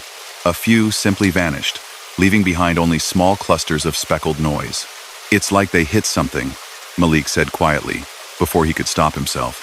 On the AIS display, the names winked out one by one. Leonora, Morning Star, Valiant, Alcazar. Each extinguished itself from the list, as if some unseen hand had reached up and plucked them from existence. The radio hissed again. "Argo, this is Patrol Ship Valiant," a voice gasped, so distorted it was almost unrecognizable. Every syllable dragged through static. "We see you. You're not supposed to be here." Then, more faint, layered over it. "Turn. Before." All of it dissolved into a roar that surged down the speaker, making everyone on the bridge flinch. The operator winced, hand darting to reduce the volume. "Kill that feed," Hart snapped. "Trying, sir," the operator muttered, struggling with controls that for a few seconds didn't seem to respond at all. The Argo's own instruments flickered. The compass overlay on the radar spun once, slowly, and settled, pointing a few degrees off from where it had been. Malik adjusted for it, recalibrating, feeling a strange sensation in his stomach, as if the ship had lurched without actually moving. "Check our position," Reyes said sharply. Malik and Reyes worked together, cross-checking GPS, inertial navigation, the old paper chart. We're still where we're supposed to be," Malik said. "Just off the southern boundary." But what?" Hart demanded. "But if the instruments were off even for a minute," Reyes finished quietly, "we could have drifted." On the chart, less than a mile northward, a shaded patch of seabed bristled with notation. Wrecks, uncharted obstructions, sudden depth changes. Exactly the kind of underwater graveyard you didn't want to coast across in a ship, especially at night. The old reports about the original grid disaster had all agreed on one thing. The captains who died believed they were clear of danger until they weren't. Lights had lured them. Faulty compasses had turned them. By the time anyone realized, it had been too late. Malik felt sweat prickle at the back of his neck, even in the cool air. "Recommend we pull back another mile, sir," Reyes said. "Clear as we can of that patch." Hart didn't argue. "Helm, come to heading 090. 1 mile east, then resume north. Easy on the rudder." The Argo turned, engines thrumming, sliding along the edge of the grid like a hand tracing the frame of a dark picture. On the screens, the last of the strange echoes dissolved. The AIS display cleared completely, no longer struggling to name things that shouldn't exist. The radio hiss thinned back to a normal, thin static. By 3 in the morning, the sea had resumed its impression of indifference. They kept their patrol. No more phantom convoys appeared. No more impossible names crawled across their screens. The grid lay inside its ring of buoys, quiet and deep. At dawn, pale light seeped along the horizon. The world beyond the bridge windows emerged piece by piece, first the faint gray of waves, then the low, flat forms of distant freighters where they were supposed to be, far outside the box. The watch changed. Malik logged his shift, noted multiple false contacts in the incident report, along with times and instrument readings. He did not write down the voices. There was no space on the form for those. Later, off-duty, he found Reyes in the small wardroom, staring at a printed page spread on the table. The paper was old photocopied, its edges soft, the ink slightly faded. A page pulled from an after-action report, perhaps, or a history book. It showed a rough map of the sea, with arrows indicating the paths of lost ships as best anyone could reconstruct them. Lines led toward the square that would become the grid, then broke off abruptly, replaced by question marks. Near one of the arrows, a single note in small, neat handwriting read, "Reported seeing friendly ship on unexpected bearing immediately before impact. Possible misidentification of light source." Reyes tapped the note. "They thought they saw one of us," she said, "or someone like us, just off their bow, heading the way they wanted to go. They turned to match it. The rest is..." She didn't finish. "You think they saw their own reflections?" Malik asked. "Or something else?" Reyes folded the paper, the crease running down through the map. "I think some places hold on to moments the way deep water holds on to cold. And I think if we'd been a little closer last night, someone would be having this same conversation about us, looking at our names in a list, and wondering why we turned when the chart said not to. She gathered the pages, tucking them back into a folder. Officially, she said, you saw malfunctioning AIS and bad echoes from all that metal on the bottom. That's what the report will say. That's what everyone will agree on. Understood? Yes, ma'am, Malik said. And unofficially, she added, if someone calls for help on this stretch of water using a name that's already carved in stone, you listen, but you don't follow. You let them pass. He nodded. Months later, long after the Argo rotated to another theater, and Malik found himself posted to a quieter harbor, he walked along a civilian pier one evening, listening absently to the radio chatter from the small Port Authority office. Routine instructions drifted out on an open speaker. Clearances, fishing quotas, weather updates. He was about to move on when, beneath the current traffic, a thin, overlapping whisper brushed his ears. A phrase he knew too well now. Mayday, this is vessel Leonora. He froze. The port officer inside the little building didn't react. The others in the room went on sorting papers, sipping coffee. No one reached for a handset.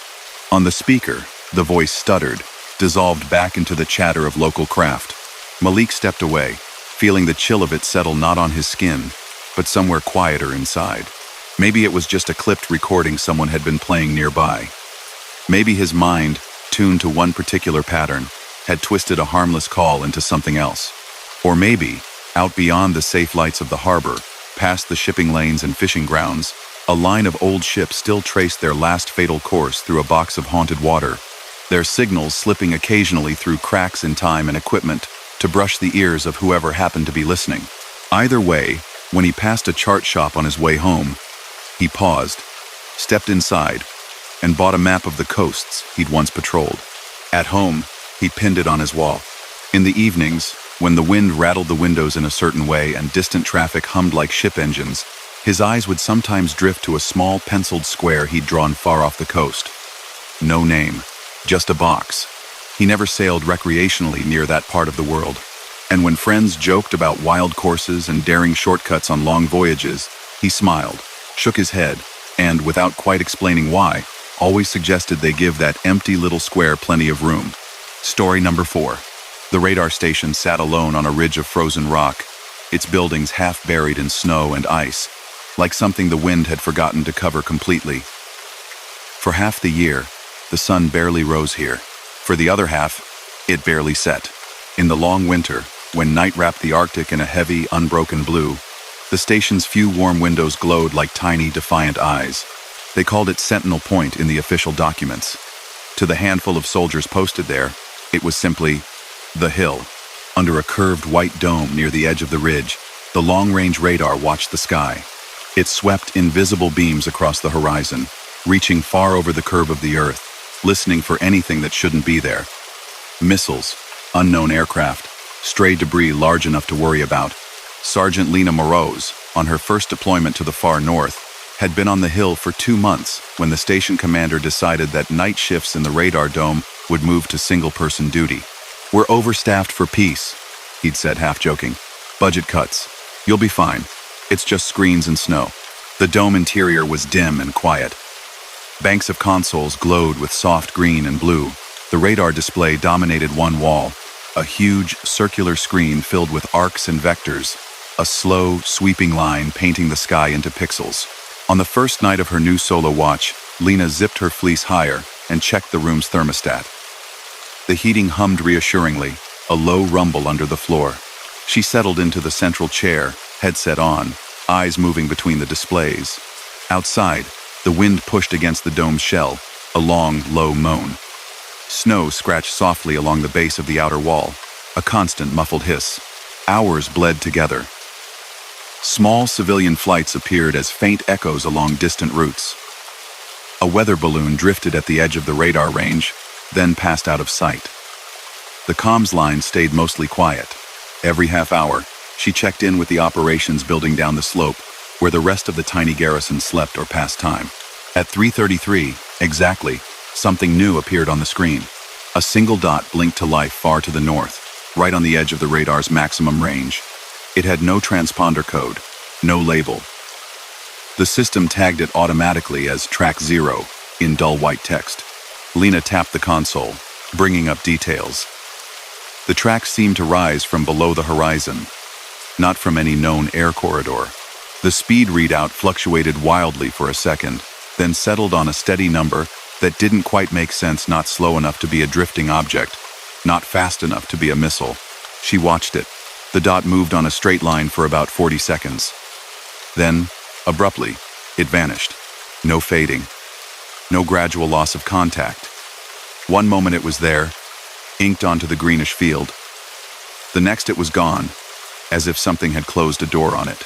The software beeped once and cleared the temporary marker. No alarm triggered.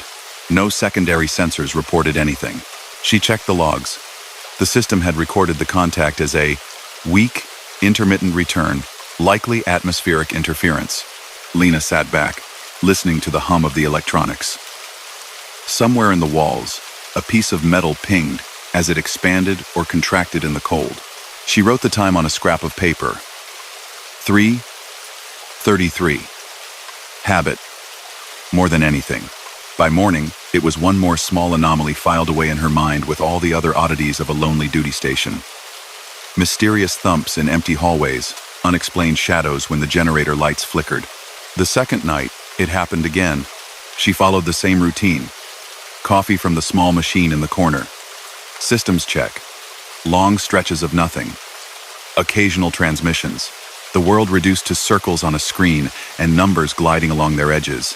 Again, at exactly 3:33, the dot appeared. Same bearing, same range, same label. Track 0. It rose from the north, moved in a straight, unwavering line for 40 seconds, then winked out. This time, she watched the raw data stream instead of the neat, processed interface. The numbers jittered strangely as the contact first appeared, then formed a perfect, repeating pattern in speed, altitude, and direction. Every value matched the previous night's log to the second. "Control, this is radar," she said into her headset. "I've got a recurring ghost track at 333 hours, north-northwest sector. Likely software artifact, but noting it." The duty officer's voice came back, thick with tiredness. "Copy, radar. Ghost tracks happen. Log and continue." The word ghost sat oddly in her ear. She smiled at herself and moved on.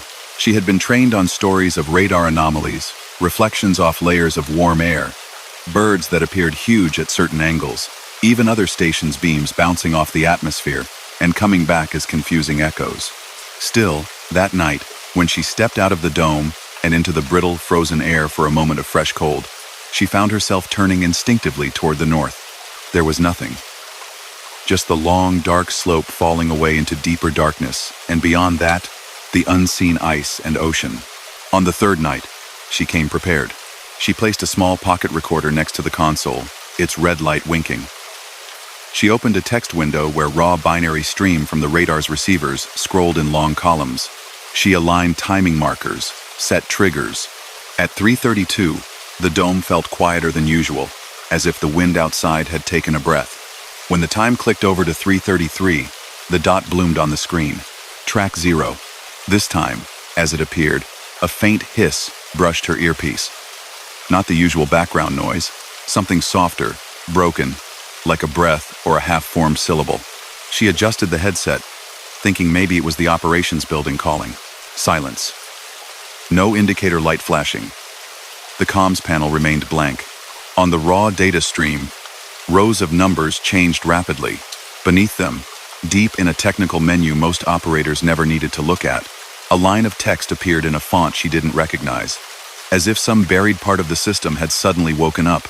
Auth, channel sync, tree, tradeva, newell, connection lost. Then it cleared itself. The dot traced its silent mechanical path, then vanished as before. The dome's noise returned to its usual hum. Lena stopped the recorder and leaned back. Her coffee had gone cold. In the morning, she took the logs to Sergeant Platt, the station's aging radar technician. He wore thick glasses and moved with a slow, methodical care born of years around delicate equipment. "Probably just a fixed echo," he said, peering at the printouts. "Bit of the atmosphere doing a trick. Or the software having a small panic at a certain sweep angle. Every night at the exact same second? Lena asked. Platt shrugged. Machines like patterns. Sometimes the land likes to help them along. We're on top of a whole lot of unusual geology. He handed the papers back. If it keeps happening, we'll schedule a deeper diagnostic. For now, don't let it spook you. You start seeing ghosts in every glitch. You'll never get any sleep up here. That afternoon, as Lena walked between the dome and the main building, the wind lifted some of the snow from the ground in a brief swirl. For a second, the hard-packed path beneath her feet was visible poured concrete leading straight into the rock. At the edge where it met the station's foundation, she noticed an older line of concrete, cracked and slightly misaligned, disappearing under the newer structure. A seam where something older had been built over, like a healed scar. A memory floated up from the training briefings she'd half-slept through months ago. Sentinel Point had once been a much larger installation during the tense years of the Cold War. Back then, it had used a different kind of radar, powered by a small nuclear reactor embedded deeper in the permafrost. There had been an accident, hadn't there? She remembered a slide with blacked-out paragraphs, words like containment, partial meltdown, decommissioned.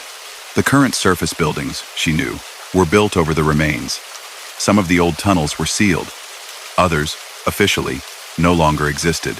That night, she returned to the dome with her recorder, her notes, and an unwelcome curiosity. Her shift began calmly. A faint aurora flickered outside. A smear of green and violet that barely brushed the edge of the sky. At 3:30, she felt the tension in her shoulders settle like weight. The dome's digital clock ticked past 3:32. This time, the radar screen did something new. At 3 hours 33 minutes, instead of just blinking track 0 into existence, the entire display froze. The sweeping line halted mid-rotation, numbers locked in place. The room's lights dimmed almost imperceptibly, as if someone had lowered a dimmer switch by a few degrees. In her headset, a crisp tone sounded. Not the station's usual alert chime. Something older, thinner, like the clear ping of a small bell. Then, through a layer of static, a voice spoke. Command, this is Sentinel Actual. We are reading multiple inbound tracks. Repeat, multiple inbound. Please confirm. The sentence broke off, replaced by a crackling roar. The volume stayed low, but it felt loud anyway, a pressure in her ears. Lena sat very still. Her hand hovered over the radio transmit key, not touching. No channel indicator lit. The comms board showed nothing. It was as if the sound was coming from somewhere beyond the normal pathways, slipping directly into the small speakers by her ears. The radar unfroze. Track 0 appeared in its usual place, marched along its borrowed slice of sky, and vanished. As it did, the voice snapped back for half a second. Overloading, manual shutdown is. Silence. The dome's hum grew louder again, filling the space the ghostly transmission had occupied. Lena pressed her fingertips against her temples and exhaled slowly. After her shift, she took the recorder to the tiny communications office. The device had captured noise low hum, her own movements, but the faint voice and tones she had heard were missing, as if they had never existed in the air at all. Stress does weird things, Corporal Jensen in comms said when she described it. She tried not to sound patronizing. Sleep debt, monotony, the wind howling all night. People hear things. Lena wanted to argue, but she had no proof. Only a pattern, and the growing sensation that she was listening to a conversation that had already happened once, long ago, and did not know it was over. She went to the station library, mostly a shelf of aging manuals and a few novels left by previous rotations, and pulled the oldest binders she could find. Buried beneath years of updates and new regulations, she found a yellowing, thin folder labeled with a number and a date from decades earlier. The incident at Sentinel's original installation, most of it was redacted. Thick black lines crossed out entire paragraphs.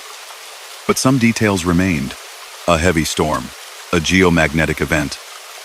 Radar returns gone wild, filling screens with phantom targets.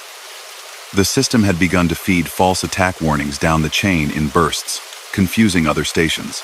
The original commander, a man whose name was partially obscured by ink, had overridden the automatic failsafes and manually shut the system down at 3:33, severing its connection to the network. In doing so, he had triggered a power cascade in the aging reactor. There had been structural damage to the underground complex. Casualties. A new station built later, with conventional generators, and the event folded into training slides as a lesson in both bravery and the dangers of aging infrastructure. No mention of voices, of ghost tracks, of something that insisted on repeating itself at the same minute each night. The next time Lena sat alone in the dome, night pressing like thick cloth against the outer shell, she couldn't keep her eyes off the clock. 3:31. The second hand ticked. Somewhere deep in the console, a cooling fan whirred. 3:32. The faint aurora outside had brightened. Faint ribbons of color, weaving silently across the sky, their light leaking faintly around the edges of the window covers. 3:35. The freezing moment didn't come. The radar sweep continued smoothly. No old bell tone chimed. For 3 slow heartbeats, nothing happened at all. Then the dot appeared. But it wasn't alone. Track 0 blinked into life in its usual place. Right beside it, another track tag flared. Track 0A. Both moved in perfect parallel. And this time, instead of lasting 40 seconds, they kept going. Their paths angled slightly, bending not toward the station, but around it, tracing an invisible arc in the upper reaches of the atmosphere. On the raw data display, numbers cascaded. Underneath the stream, new lines of text appeared and vanished too quickly to read. Lena's headset crackled. "Why aren't you shutting it down?" a man's voice asked, thin and disbelieving. "You must be seeing this. We're overloading. The array can't take." "I can't touch the reactor controls," another voice answered, closer to the mic. "They're locked. We need confirmation." "Where is command?" Static rushed over both, muffling the rest into meaningless sound. Lena realized she was holding her breath. The current station no longer had a reactor. It used diesel and a small backup battery bank. There was nothing here that could melt down in anything like the way the old installation's core had. But the radar itself, she knew, was running close to its design limits in this storm. She had seen the maintenance charts, power spikes, cooling issues, warnings that were always pushed to review later. On one of the secondary displays, a small red icon she had never seen before began to blink. Auto network sync initializing. It read. Lines of code scrolled beneath it. An automated routine reaching out across secure lines, checking in with other stations, offering to share data. The ghost tracks, she realized, were being flagged not just as curiosities, but as possible high-priority objects. If the system misinterpreted them, they could ripple outward, confusing the broader defense network like a stone thrown into still water. "Command, this is Sentinel Radar," she said, keying her mic. "I'm reading anomalous auto-sync behavior and unexplained tracks. Request permission to take array offline for manual diagnostics." Only Static answered. The storm, she remembered belatedly, had been playing with their longer-range comms all evening. She tried a different channel. Local. Then another. Nothing. The red icon blinked faster. On the main screen, Track 0 and Track 0 Amperes reached the point on the arc where, according to the projected path, they should have vanished like always. Instead, they stopped. Not in position on the screen itself. The radar sweep line passed over them again and again, but the dots stayed frozen, 2 bright points on an otherwise normal plane. Her heart pounded. The old voice came back, threading through the air. "If anyone's there now, if you can hear this, don't wait for permission." Another sound joined it now, layered beneath the deep, rising whine of something spooling up. A tone that had no source in her current dome. Like big capacitors charging. Like a machine from another era, hungrily drawing more power than it should. Her fingers hovered over the manual controls for the radar array. A large, hinged cover protected the master shutdown switch. Official procedures said it could only be used with direct authorization from the commander, except in cases of imminent danger to the station. Imminent danger. The phrase sat in her mind, suddenly very literal. The auto network sync icon changed color. A tempting external link it now flashed. Outside, the aurora brightened abruptly, green and violet curtains rippling faster, as if stirred by an invisible hand. The dome lights flickered. In the headset, the second voice, closer, spoke again, raw and urgent. "Whoever's on our console now, it's the same sky," it said, barely above a whisper. "Different years, same mistake. Don't let it happen twice."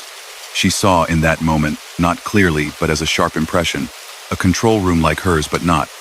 Older equipment, analog dials. A heavy man at the core console. Sweat on his brow despite the cold.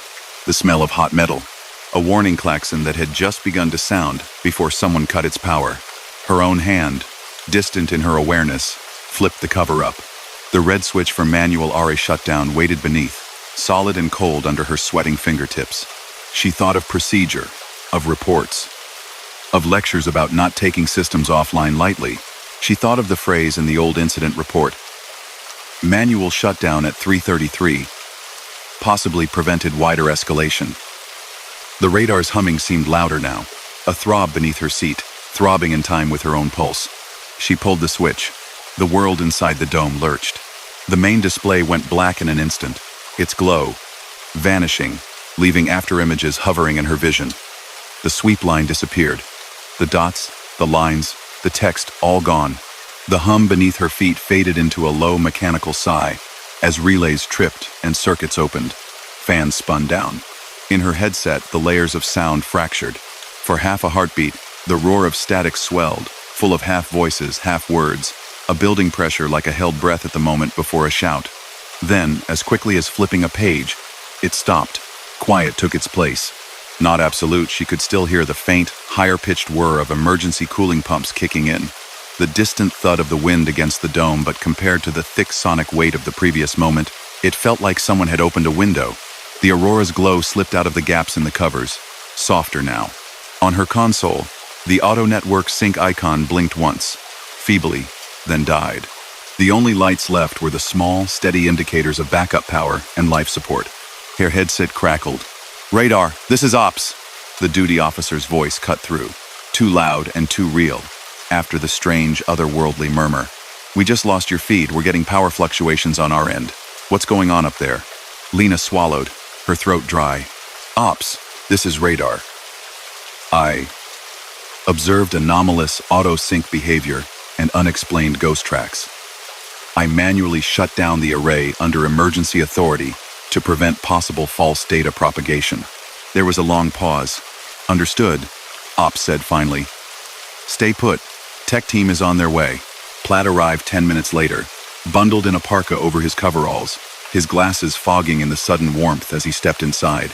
"What did you do to my radar, Sergeant?" he asked, half teasing, half very serious, as he began flicking open access panels and checking readouts.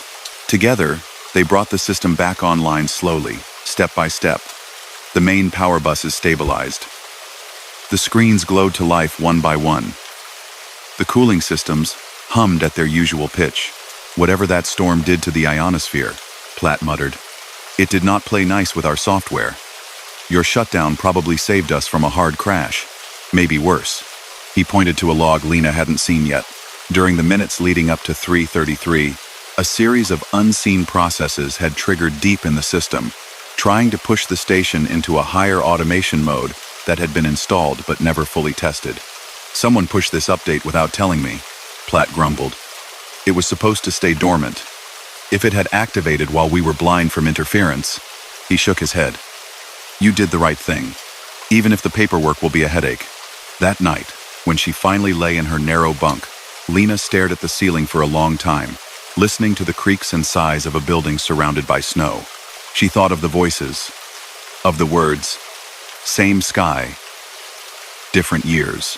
After that, Track 0 did not appear again. 3:33 came and went on many nights. The radar swept.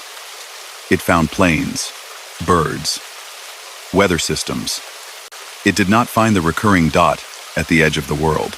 Occasionally, on particularly charged nights when the aurora flowed and the air crackled with unseen currents, Lena would feel a faint pressure in her ears at that minute, as if a distant station were still trying to speak. But the console stayed quiet. No old bell sounded. No unlogged voices slid into her headset. Sometimes, when she walked past the seam in the concrete near the foundations, she paused and looked north, past the ridge and the frozen sea. Far above, in layers of sky most people never thought about, The radar's beams were still sweeping, invisible to the eye. Somewhere in those upper altitudes, old and new signals mingled, tangled with traces of things that had already happened and could not be undone.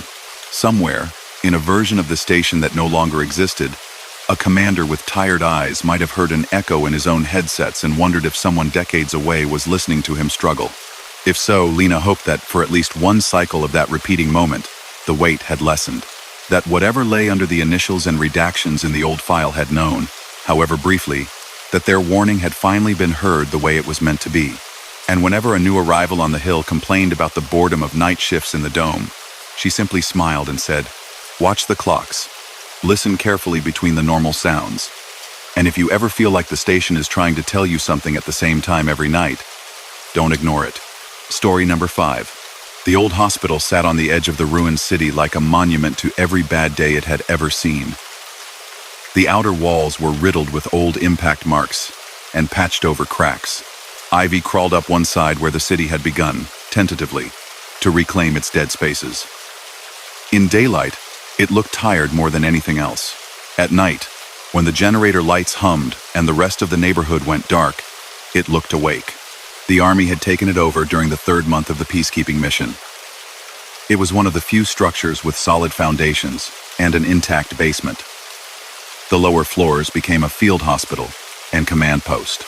The upper floors, the ones with broken windows and long echoing corridors, became barracks, storage, and offices.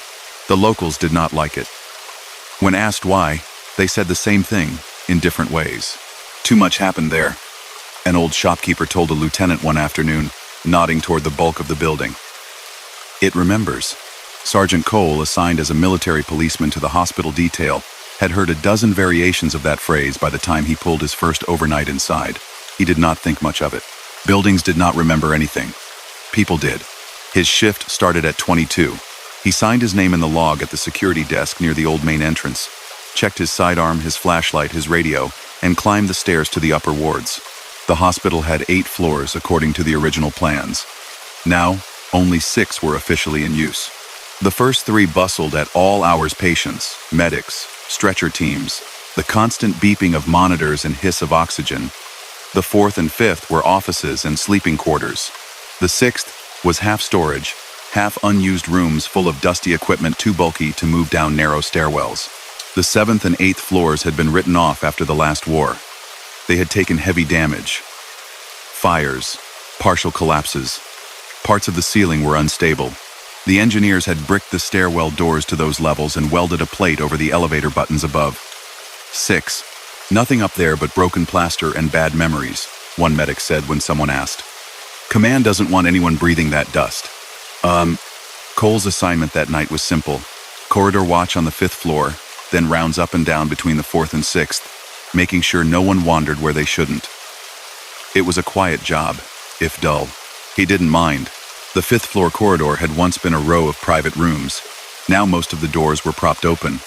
Some offices still had beds pushed against the wall, as if waiting for patients who would never come back. The white paint had yellowed. Old charts still hung from hooks on the doors. Ink faded to ghosts of letters. The generator made the overhead lights flicker slightly every now and then. His footsteps echoed more loudly than felt necessary. Toward the end of the floor, near a bank of windows patched with plastic sheeting, stood the lone elevator that still worked.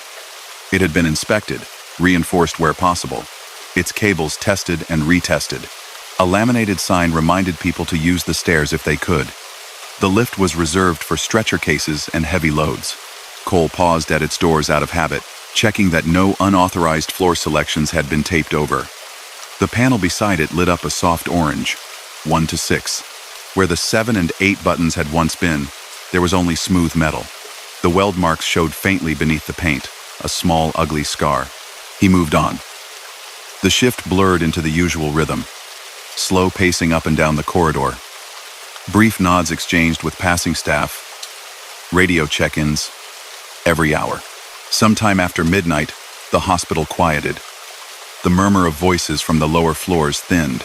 The air took on the peculiar stillness that came between the last rush of evening admissions and the tired bustle of morning rounds. Cole leaned against the wall near the center of the floor, eyes on the elevator and the stair doors. Somewhere below, Someone laughed, the sound quickly swallowed by distance. The overhead speaker system crackled softly. Code Black, Ward 7. A calm female voice announced in the local language. All available staff to Ward 7. Repeat. Code Black, Ward 7. Cole straightened. The words didn't register fully at first. He only heard the tone, the urgency beneath the practiced calm. Then his mind snared on one part. Ward 7. There was no Ward 7. Not anymore. He thumbed his radio. Security to Control. Did you hear that announcement? Say again, security? Control replied, their own voice edged with fatigue.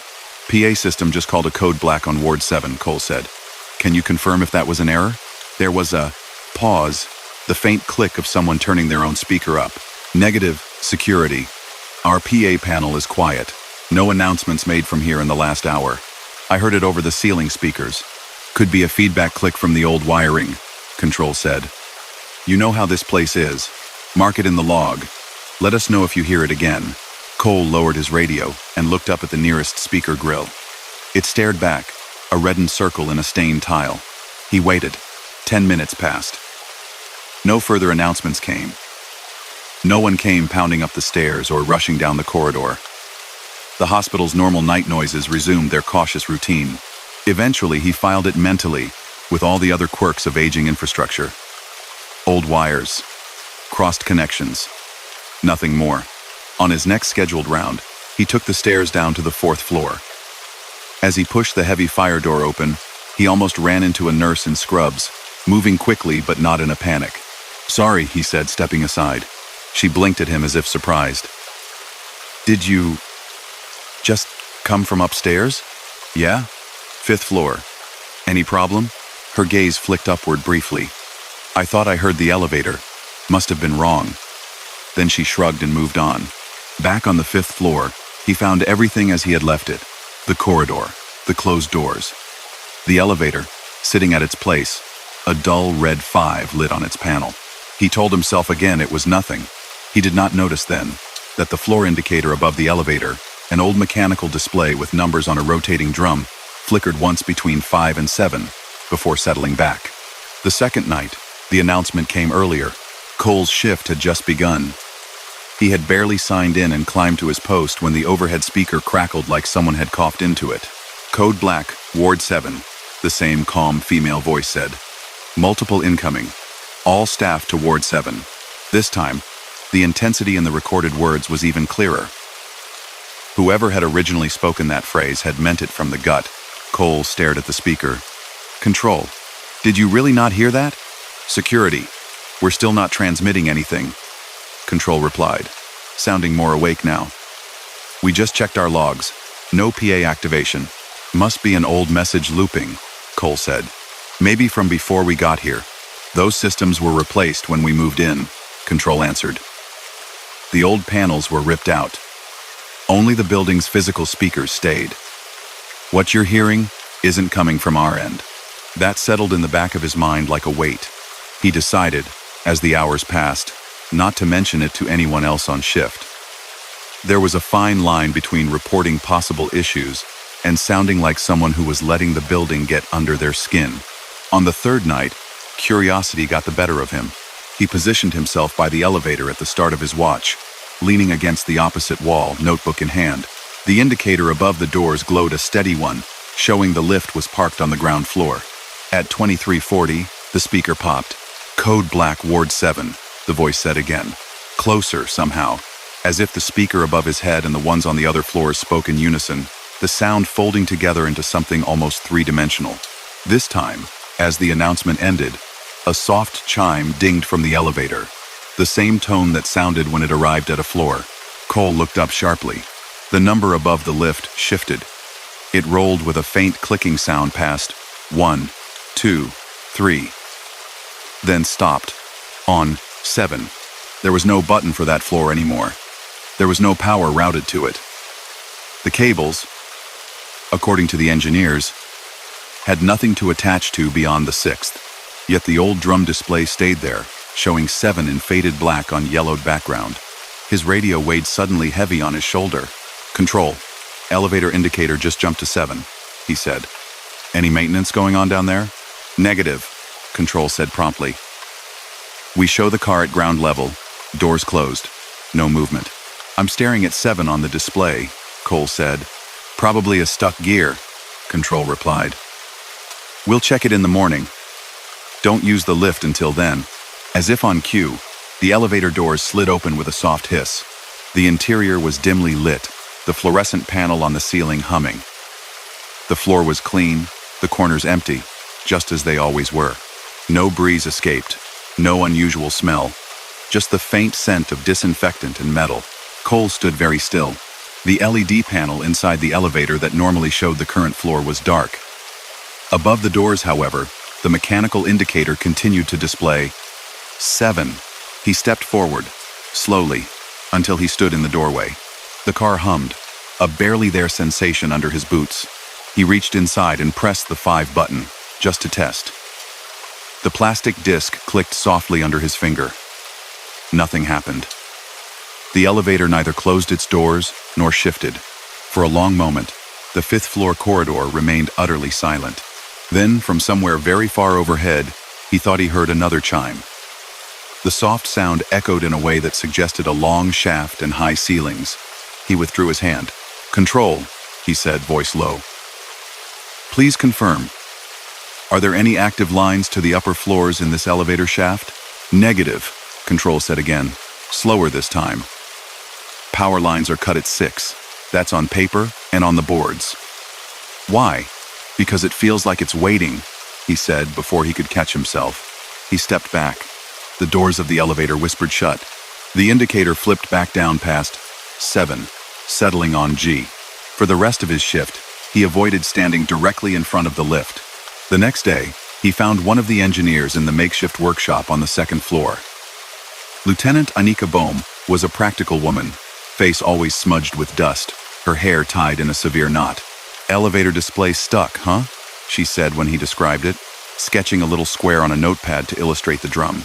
It switched to 7 when the speakers announced Ward 7, he said. Then back again. Those old mechanical indicators are basically tiny billboards, Bohm said. Driven by a motor. The drum still has a 7 printed on it, I'm sure. Even if you can't go there. It probably slipped when the motor surged. I'll take a look. He hesitated. The PA thing. Does that mean anything to you? Bohm's eyes flicked to the ceiling, then back. Before we came in, this place was a hospital in the last conflict. And the one before that. There are probably layers of wiring no one's bothered to map. Old announcement systems, spliced into new ones. If something's playing back, it's from their time, not ours. Code black? He pressed. In some systems, that means mass casualty event, she said. It means all hands. It means the worst night.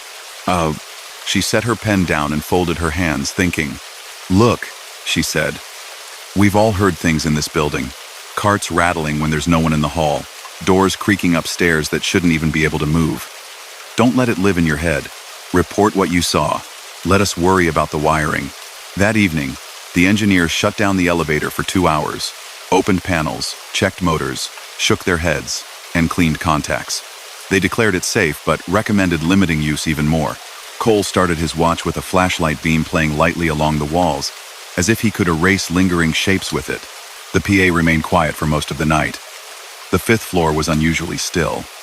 Even the lower floors seemed more muted, their noises softened, like a radio turned down.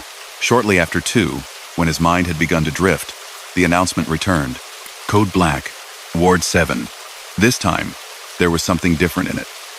The words were the same, but the voice sounded closer to breaking.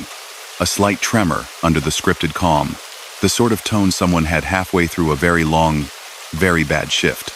The corridor lights dimmed for half a second as the generators picked up a new load somewhere in the building. The elevator pinged. The indicator above the doors jittered, skipped past 3, 4, 5, and locked again on 7. Cole felt a distinct pressure in his ears, like the inside of a plane changing altitude. His radio buzzed with a burst of static, then cleared. Security, Ward 7, said a voice that should not have been able to reach his channel. It was muffled, threaded with distant background noise, shouted orders, clangs, the rattle of wheels.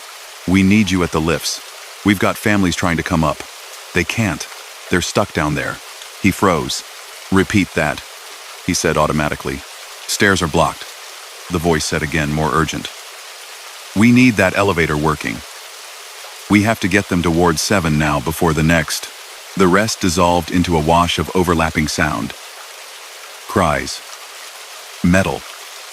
A sound like thunder rolling too close to the building. His thumb lifted off the transmit key. He had not actually pressed it. The words had been reflex.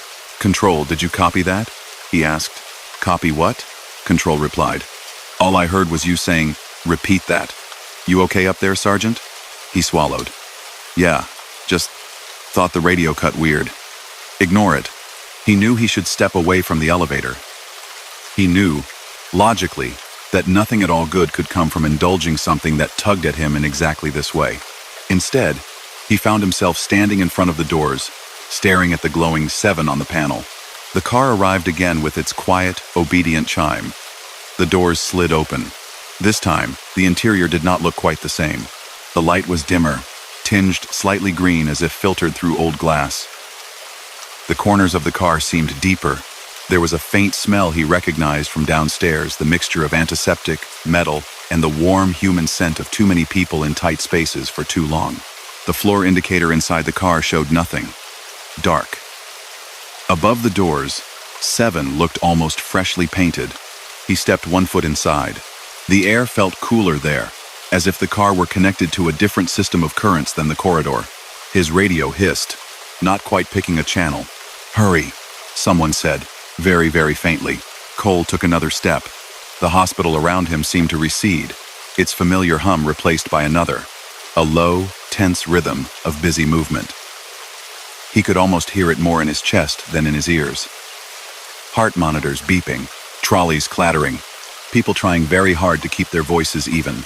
The doors began to close. He had half a second to decide. He let them. There was a brief shudder as the elevator engaged. Not the gentle, modern glide he was used to, but a rougher, older sensation, as if the car were riding worn tracks. The panel above the doors stayed fixed at 7. There were no changing numbers to mark its travel.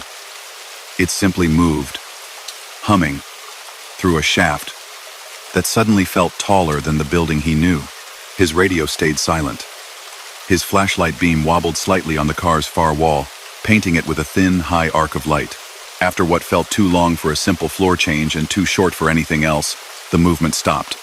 The car hesitated, then the doors opened with a sigh. The hallway beyond was wrong. It was the same width, the same layout of doors, the same line of windows along one side. But the paint was a brighter white, less stained. The lights overhead were older tube fixtures, some flickering. The air was thick with the smell of strong disinfectant and something else deeper. Sweat, fear, effort. The windows showed a night sky lit intermittently by distant flashes, as if storms rolled endlessly over the city, though he heard no thunder. Beds lined the walls where there had been only empty doorways upstairs. People moved quickly between them. Figures in white coats, in pale uniforms, in civilian clothes. Their faces flickered in the uncertain light, blurred by speed, by his own startled focus. He stepped out of the elevator onto a floor that sounded different under his boots. The tiles here were uncracked, their surfaces scuffed by many hurried feet. No one looked directly at him. He watched, heart hammering but strangely distant, as a nurse pushed a trolley past him, the wheels squeaking on the clean floor. Her shoulder brushed his sleeve without resistance, like a cold breeze passing through fabric. She went on, calling something to a doctor at the nearest bed. Her voice came to him muffled, like sound underwater. At the far end of the corridor, a sign hung above a double door, Ward 7 Trauma. The letters were crisp and new. On the walls, handwritten notices in the local language warned staff of oxygen safety, infection protocols, visitor hours that no one would be keeping that night. He turned slowly in place. No one shouted at him to move. No one questioned his presence. He was invisible here. A small child sat on a bench against the wall, feet not reaching the floor. A woman, perhaps her mother, held her shoulders, murmuring into her hair. The girl's eyes were huge and dark, wide with a contained fear. For a second as he turned, he thought those eyes flicked toward him, sliding past the adults, briefly unfocused. The next moment, a team rushed past carrying a stretcher. They passed through the space where he stood without touching him. He felt each of their bodies as a quick chill on his skin, like the slipstream left when a train passes too close. Overhead, the speaker crackled. "Code Black, Ward 7, said the same voice he had been hearing for days, only now it was surrounded by the sounds of its own time. "All available staff to Ward 7. This is not a drill."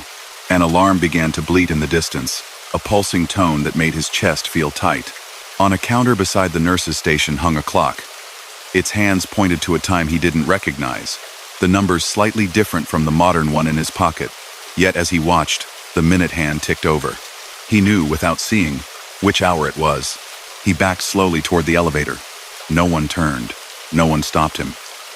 The scene continued its urgent rhythm, a blur of motion and tension, as if a door had opened on one of the worst nights in the building's life and locked there. He reached the threshold of the lift and stepped backward inside. For a brief second, between the moment when his heel crossed the metal edge and when he hit the back wall, he felt something like a hand brush the side of his arm. Not fully gripping, more like the ghost of a touch. He did not look left to see who it belonged to. The doors closed. For a heartbeat, the car seemed reluctant. The lights flickered. Then it shuddered and began to move. This time, the motion felt uphill, like pushing through thick mud. Somewhere far away, the hospital's old alarm tone wailed and cut, wailed again, like it was getting closer. Cole closed his eyes. He gripped the handrail until his knuckles ached. The car stopped. The doors slid open. Familiar light spilled in slightly yellow, with the faint flicker of the generator. The fifth-floor corridor lay where it should, empty, its cracked paint and patched windows welcoming in their dullness. The smell of antiseptic thinned, replaced by the cooler air of the upper floors. The far-off sounds of the current hospital quieter, more controlled. Folded back around him, the indicator above the doors showed 5. He stepped out. His boots met the same scuffed tiles he knew. In his ear, his radio crackled with a normal, almost jarringly ordinary voice. "Security, this is Control. Just your hourly check. Status?" He stared at the elevator for one long second, then answered. "Security here," he said, the words dry in his mouth. "Fifth floor secure. No movement." He did not mention the other movement, the other ward, the other time. Later, alone in his bunk with the thin blanket pulled up to his chest, he stared at the underside of the bed above him and listened. The hospital creaked and sighed. Voices drifted. Somewhere, metal clanged lightly as someone rolled a cart. Every now and then, the faint echo of a PA announcement floated up, incomprehensible through floors and walls. Never again, while he remained on that posting, did he ride the elevator alone. The engineers, for their part, could never replicate the 7 indicator bug. When they opened the casing, the little mechanical drum spun obediently between 1 and 6. They talked about dust, about a gear catching, about the need to just replace the whole thing once they had the parts. The PA system stopped making phantom announcements too, eventually. Or if it did, others heard and chose, like Cole, to keep their experiences folded away between lines of their reports, mentioned only in low-voiced conversations with people who already understood. Years later, in a quiet civilian hospital far from any war, Cole would walk a corridor that smelled comfortingly similar: antiseptic, linen, coffee. Overhead, a speaker would chime, and a calm voice would announce a routine code for a routine situation. For just a second, the air would feel tighter. The word 7 would ring in his ears, whether the announcement used it or not. He would find his eyes drawn irrationally to the elevator at the end of the hall. Its indicator would tick between numbers without hesitation. Its doors would open and close for nurses, visitors, patients. No one inside would feel a chill as they crossed its threshold. No one would see, in the corners of their vision, the brief outline of an older sign above a different door on a different floor. Cole would stand there a moment longer than necessary, watching, listening. Then he would turn away, walking down a corridor that did not, this time, lead to Ward 7. Somewhere, though, in a city still stitching itself together, there was a building that remembered. Its upper floors held more than dust and broken plaster, and every so often, when the generators hummed just right and the night outside pressed in close, its speakers whispered a code meant for hands that could no longer answer. carried by ears that were never supposed to hear. Story number 6. The border post clung to the spine of the mountain like a stubborn barnacle, all concrete and steel and antenna masts. In daylight, it was nothing special, a scattering of low buildings, fuel tanks half buried in snow, a line of tire tracks frozen into ice. At night, it became mostly one thing. A single tall watchtower with a lamp that could turn the snowfield below into day. They called it Tower Kilo. From its cage of metal and glass, soldiers took turns staring out over a blank white valley that stretched to a horizon of darker ridges. On clear nights, you could see the line where their country's land ended, and the next one began. No fence, no wall, just a subtle shift in the way the snow lay and the way the wind moved. The border had been quiet for years. Officially, the post existed for deterrence and observation. Unofficially, it was a place to send soldiers who had done nothing wrong, but nothing particularly right either. Out of the way, out of sight, Corporal Nadir was 3 weeks into his first winter rotation when he drew his first solo midnight shift in Tower Kilo. He climbed the narrow metal stairs from the operations room, his breath fogging in the cold stairwell, the steel handrail biting at his gloved fingers. At the top, a heavy door opened onto the observation cabin, a box of glass on 3 sides with a control console along one wall. Outside, the night was vast and nearly silent. Stars burned coldly above. The snow below caught the light from the tower's lamp in a silver sheen. The lamp itself hung on a framework just below the windows, a huge floodlight, old but reliable, on a motor that could swing it in a wide arc. When it was on, everything within 100 meters of the tower was bright as day. Shadows stretched long and crisp. Inside the cabin, the air smelled faintly of dust and gun oil. A small heater ticked under the console, fighting a losing battle with the cold that seeped through the glass. Nadir checked in by radio. Tower Kilo online.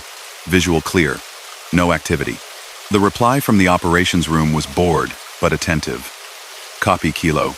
Maintain standard sweep. Call anything unusual. He switched on the floodlight.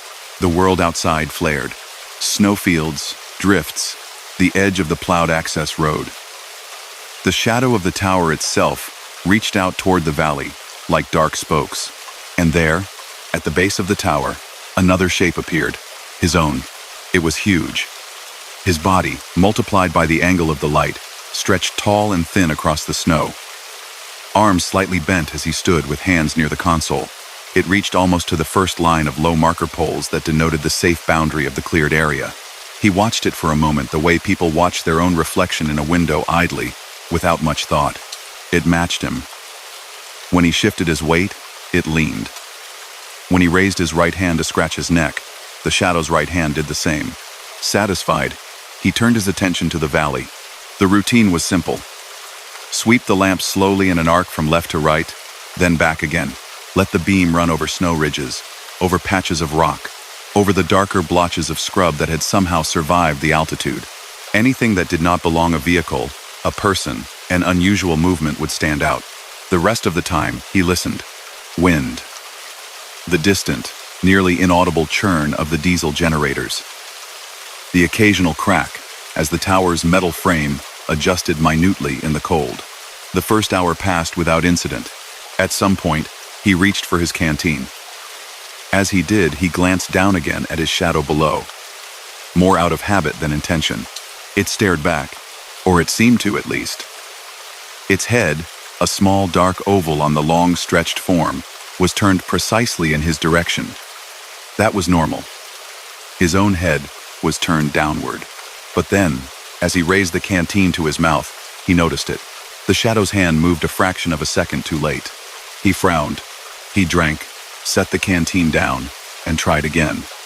He raised his left arm this time, wiggling the fingers in an exaggerated wave. On the snow, the long dark arm rose too but lagged, like an old video with the audio slightly out of sync. A heartbeat behind. A tiny delay that wouldn't have meant anything if he hadn't been watching so closely. He told himself it was an optical illusion. Light traveled faster than anything. Shadows moved instantly, attached to their owners. He knew this. Everyone did. He repeated the motion. This time, perhaps because he expected the lag, he didn't see it. The shadow seemed to match him. He shook his head and returned to his sweep. The night pressed closer to the glass. The valley lay still. At the end of his shift, he climbed down, feeling a little silly for even having noticed. He almost mentioned it to the next soldier on duty, but stopped himself. There were already enough stories about Tower Kilo. No need to add one about mischievous shadows. The others had told him some, in the mess hall over lukewarm stew. "How long did you last with the light off?" one had asked him on his first night, grinning. He had shrugged. "Long as they told me. Try turning it off for 5 minutes when you're alone," another said, "just to see what moves when you're not looking." They'd laughed. It was the kind of laughter that came easy in daylight and harder in the small hours. The second night alone in the tower, the wind was stronger. Snow dusted against the windows, making a soft hiss.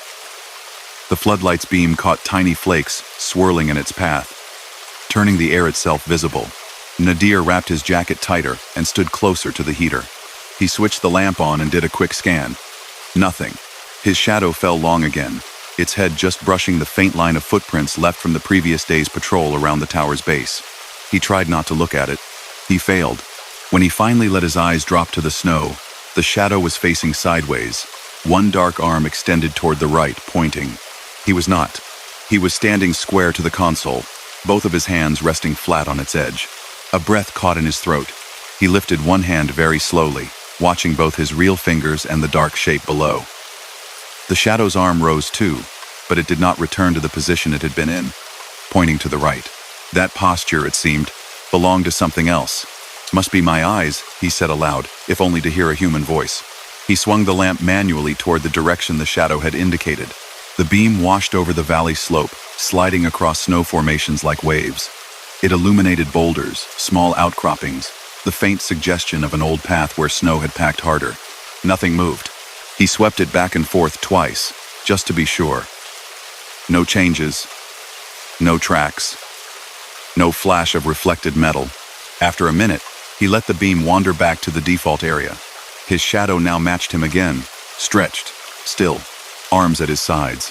"Stop it," he told himself. "It's an angle thing. The tower, the lamp, the snow, that's all." He did not quite believe it, but the words helped. The night wore on. He drank his coffee. He checked the small thermal camera feed, a grainy black and white view that showed heat signatures in the valley. Only the tower and a small patch of generator outflow glowed. The rest was cold.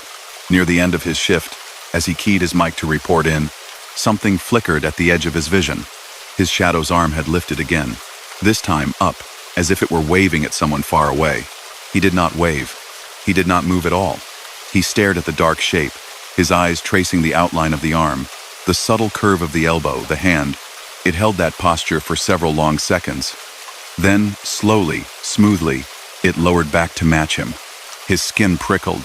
He finished his report, trying to keep his voice level. "Tower Kilo, all clear," standing down. In the barracks that morning, sleep came slowly. Every time he closed his eyes, he saw the long dark arm rise, pointing toward an emptiness that felt less empty now.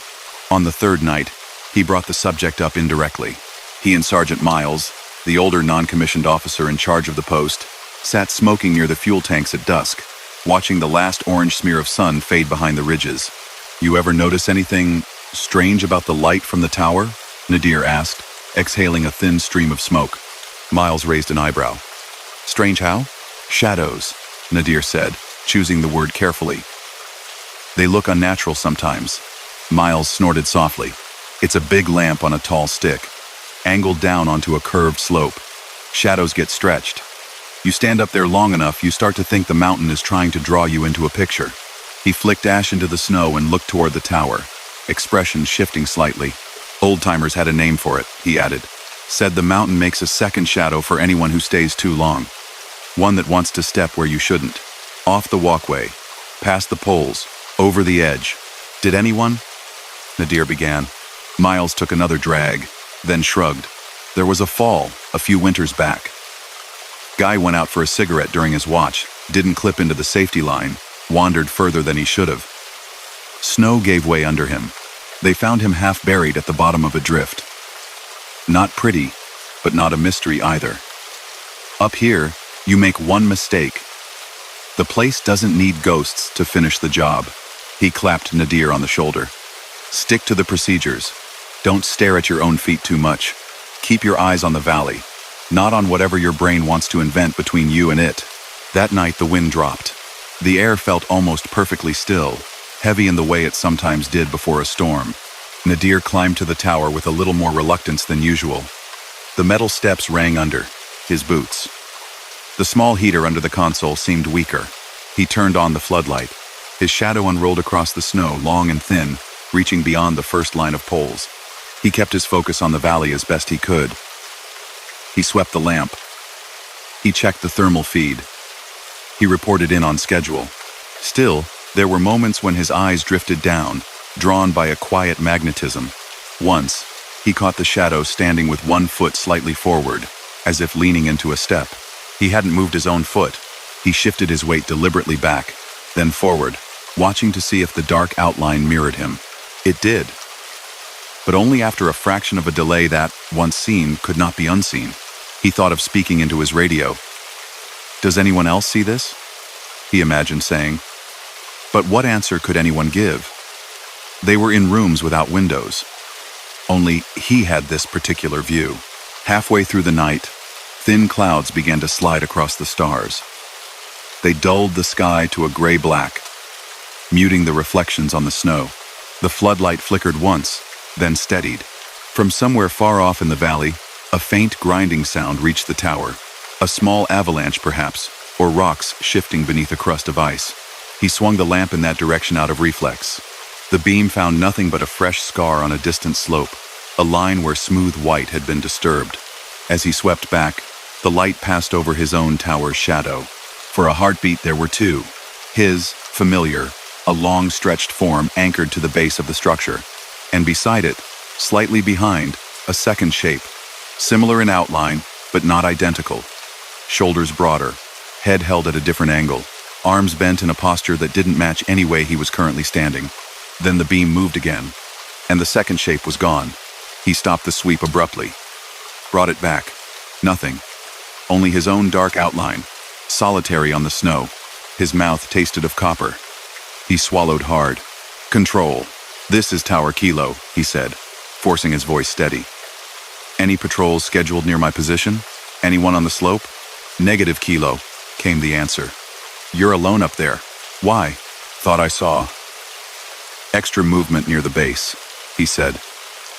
"Probably just in my head. Copy. Be advised. Weather front moving in. Expect whiteout within the next few hours.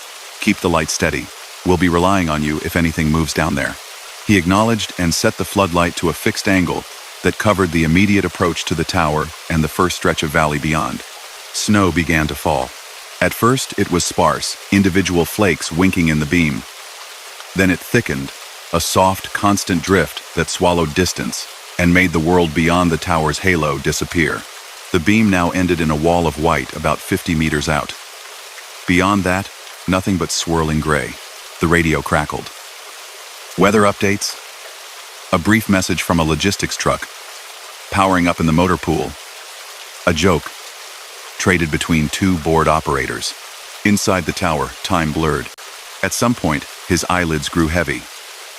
The monotony of the snow, the steady hum of the light, the warmth from the small heater, all conspired to make him blink slower and slower. He forced himself upright, walked a tight circle in the small space, slapped his cheeks lightly. When he returned to the window, his heart lurched. His shadow was right at the edge of the safe zone now, its elongated feet just barely touching the line of the first poles. He had not moved from his normal spot near the console. He took a step forward. The shadow's lengthened foot slid over the invisible boundary, onto the untouched snow beyond. A pulse of unease shot through him. "Enough," he whispered to no one. He switched the floodlight off. The cabin plunged into a softer dark, lit only by the faint glow of instrument panels. Outside, the snow still fell, faintly silvered by whatever starlight squeezed through the cloud cover. On the valley floor, his shadow vanished. Without the harsh downward beam, there were no sharp outlines, just a general dimness. The radio clicked softly. "Tower Kilo, we just lost your light. Confirm status." Nadir's hand hovered over the switch. He thought of saying there was a problem, of buying a few minutes at least, in a world without that enormous, distorted silhouette. But the procedures were clear. In bad visibility, the floodlight stayed on. "Stand by control," he said, resetting. He flicked the switch back. The lamp groaned, then flared. Light poured out, turning the swirling snow into a glowing tunnel. And there, at the base of the tower, now much closer than before, a dark shape stood. Not stretched, not distorted. A roughly man-sized blot, shoulders hunched, head tilted up toward him. For a second, it was just that a dense stain of shadow with no detail. Then his mind, searching for structure, imposed one.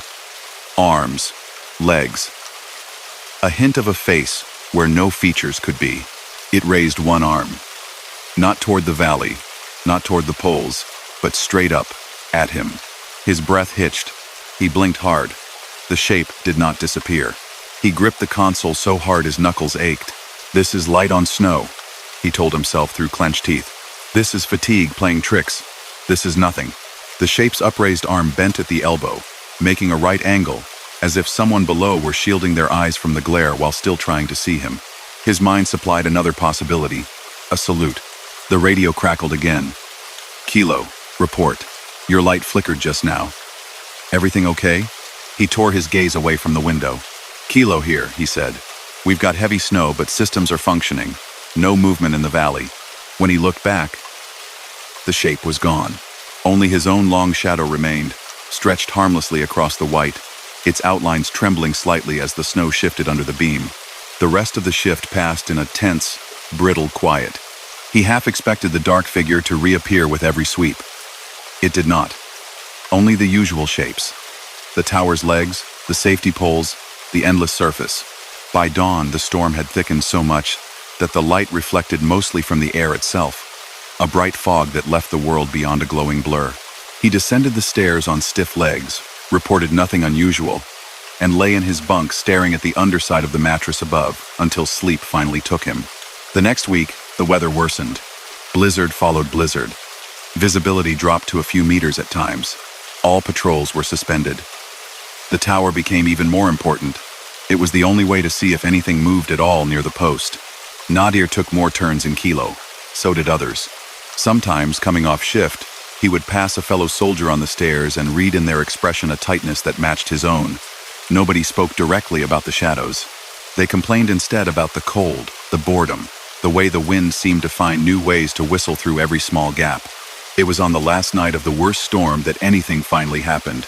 The wind screamed around the tower like something alive. Snow battered the glass, a constant white smear. The floodlight's beam caught only turbulence. The generators strained, their noise deeper and rougher than usual. Nadir stood with his boots braced, one hand on the console to steady himself as the structure shivered. The radio burst into life, a voice ragged with strain. "All stations, this is Ops. Be advised, we have a possible thermal signature approaching from the east. Very weak, intermittent. Could be a lost vehicle. Keep eyes open." He switched the thermal feed to full screen. A grainy gray field appeared, alive with the shifting texture of the storm. In one corner, a faint smudge glowed slightly warmer than the rest. It flickered, almost disappearing, then flared again, moving slowly. "Control, this is Kilo," he said. "I have your contact on thermal at about 80 degrees. No visual yet. Copy, Kilo. Maintain watch. No patrols able to respond in this weather. If it's someone, we need to make sure they don't drive blind into the ravine." He nodded unconsciously, though no one could see him. He swung the floodlight toward the bearing the thermal suggested, its beam carving a brighter tunnel through the storm. Nothing. Just snow and shallow ridges rising and falling like waves. On the snow below, his shadow twisted with the movement of the lamp, then settled again at a new angle. The warmth on the thermal moved closer. It resolved a little, becoming an oblong shape, taller than it was wide. Perhaps the front of a truck or armored carrier. "Kilo. Any sign?" Ops asked, voice tight. "Negative visual," he answered. "Thermal suggests single vehicle, low speed. Try signaling," Ops said. "Sweep the light. Maybe they'll see you." He did. He swung the beam back and forth, making a broad, deliberate feathering pattern against the white. It felt futile. Whoever was out there, if they existed, were deep in noise. As the beam crossed the slope below, his shadow elongated and shrank, stretched and shortened, jerking with each sweep. In one position, As the light hit at just the right angle, he saw again that other shape beside his own. This time, there was no mistaking it. It stood further downslope, beyond the first line of safety poles, on the ground that should have been too soft, too treacherous. Its edges were sharper now, more defined, as if the storm had carved it out of the whiteness. It raised both arms and waved, not at him, but at a point somewhere to his left, further east. He followed the imagined line with his eyes. The thermal smudge shifted. It had been moving toward a saddle in the ridge, one that, in clear weather, was a safe route, but in this drifted chaos hit a long, sudden drop on one side.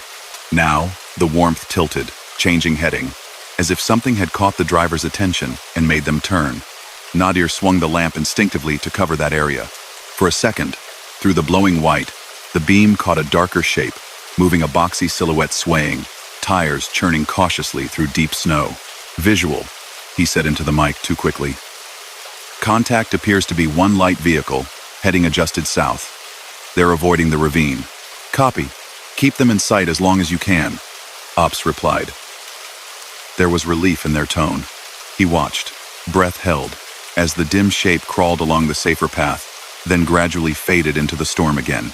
The thermal feed showed the warmth slipping away, growing fainter as distance and weather swallowed it. He kept the lamp angled in that direction for a long minute after the contact had vanished, just in case.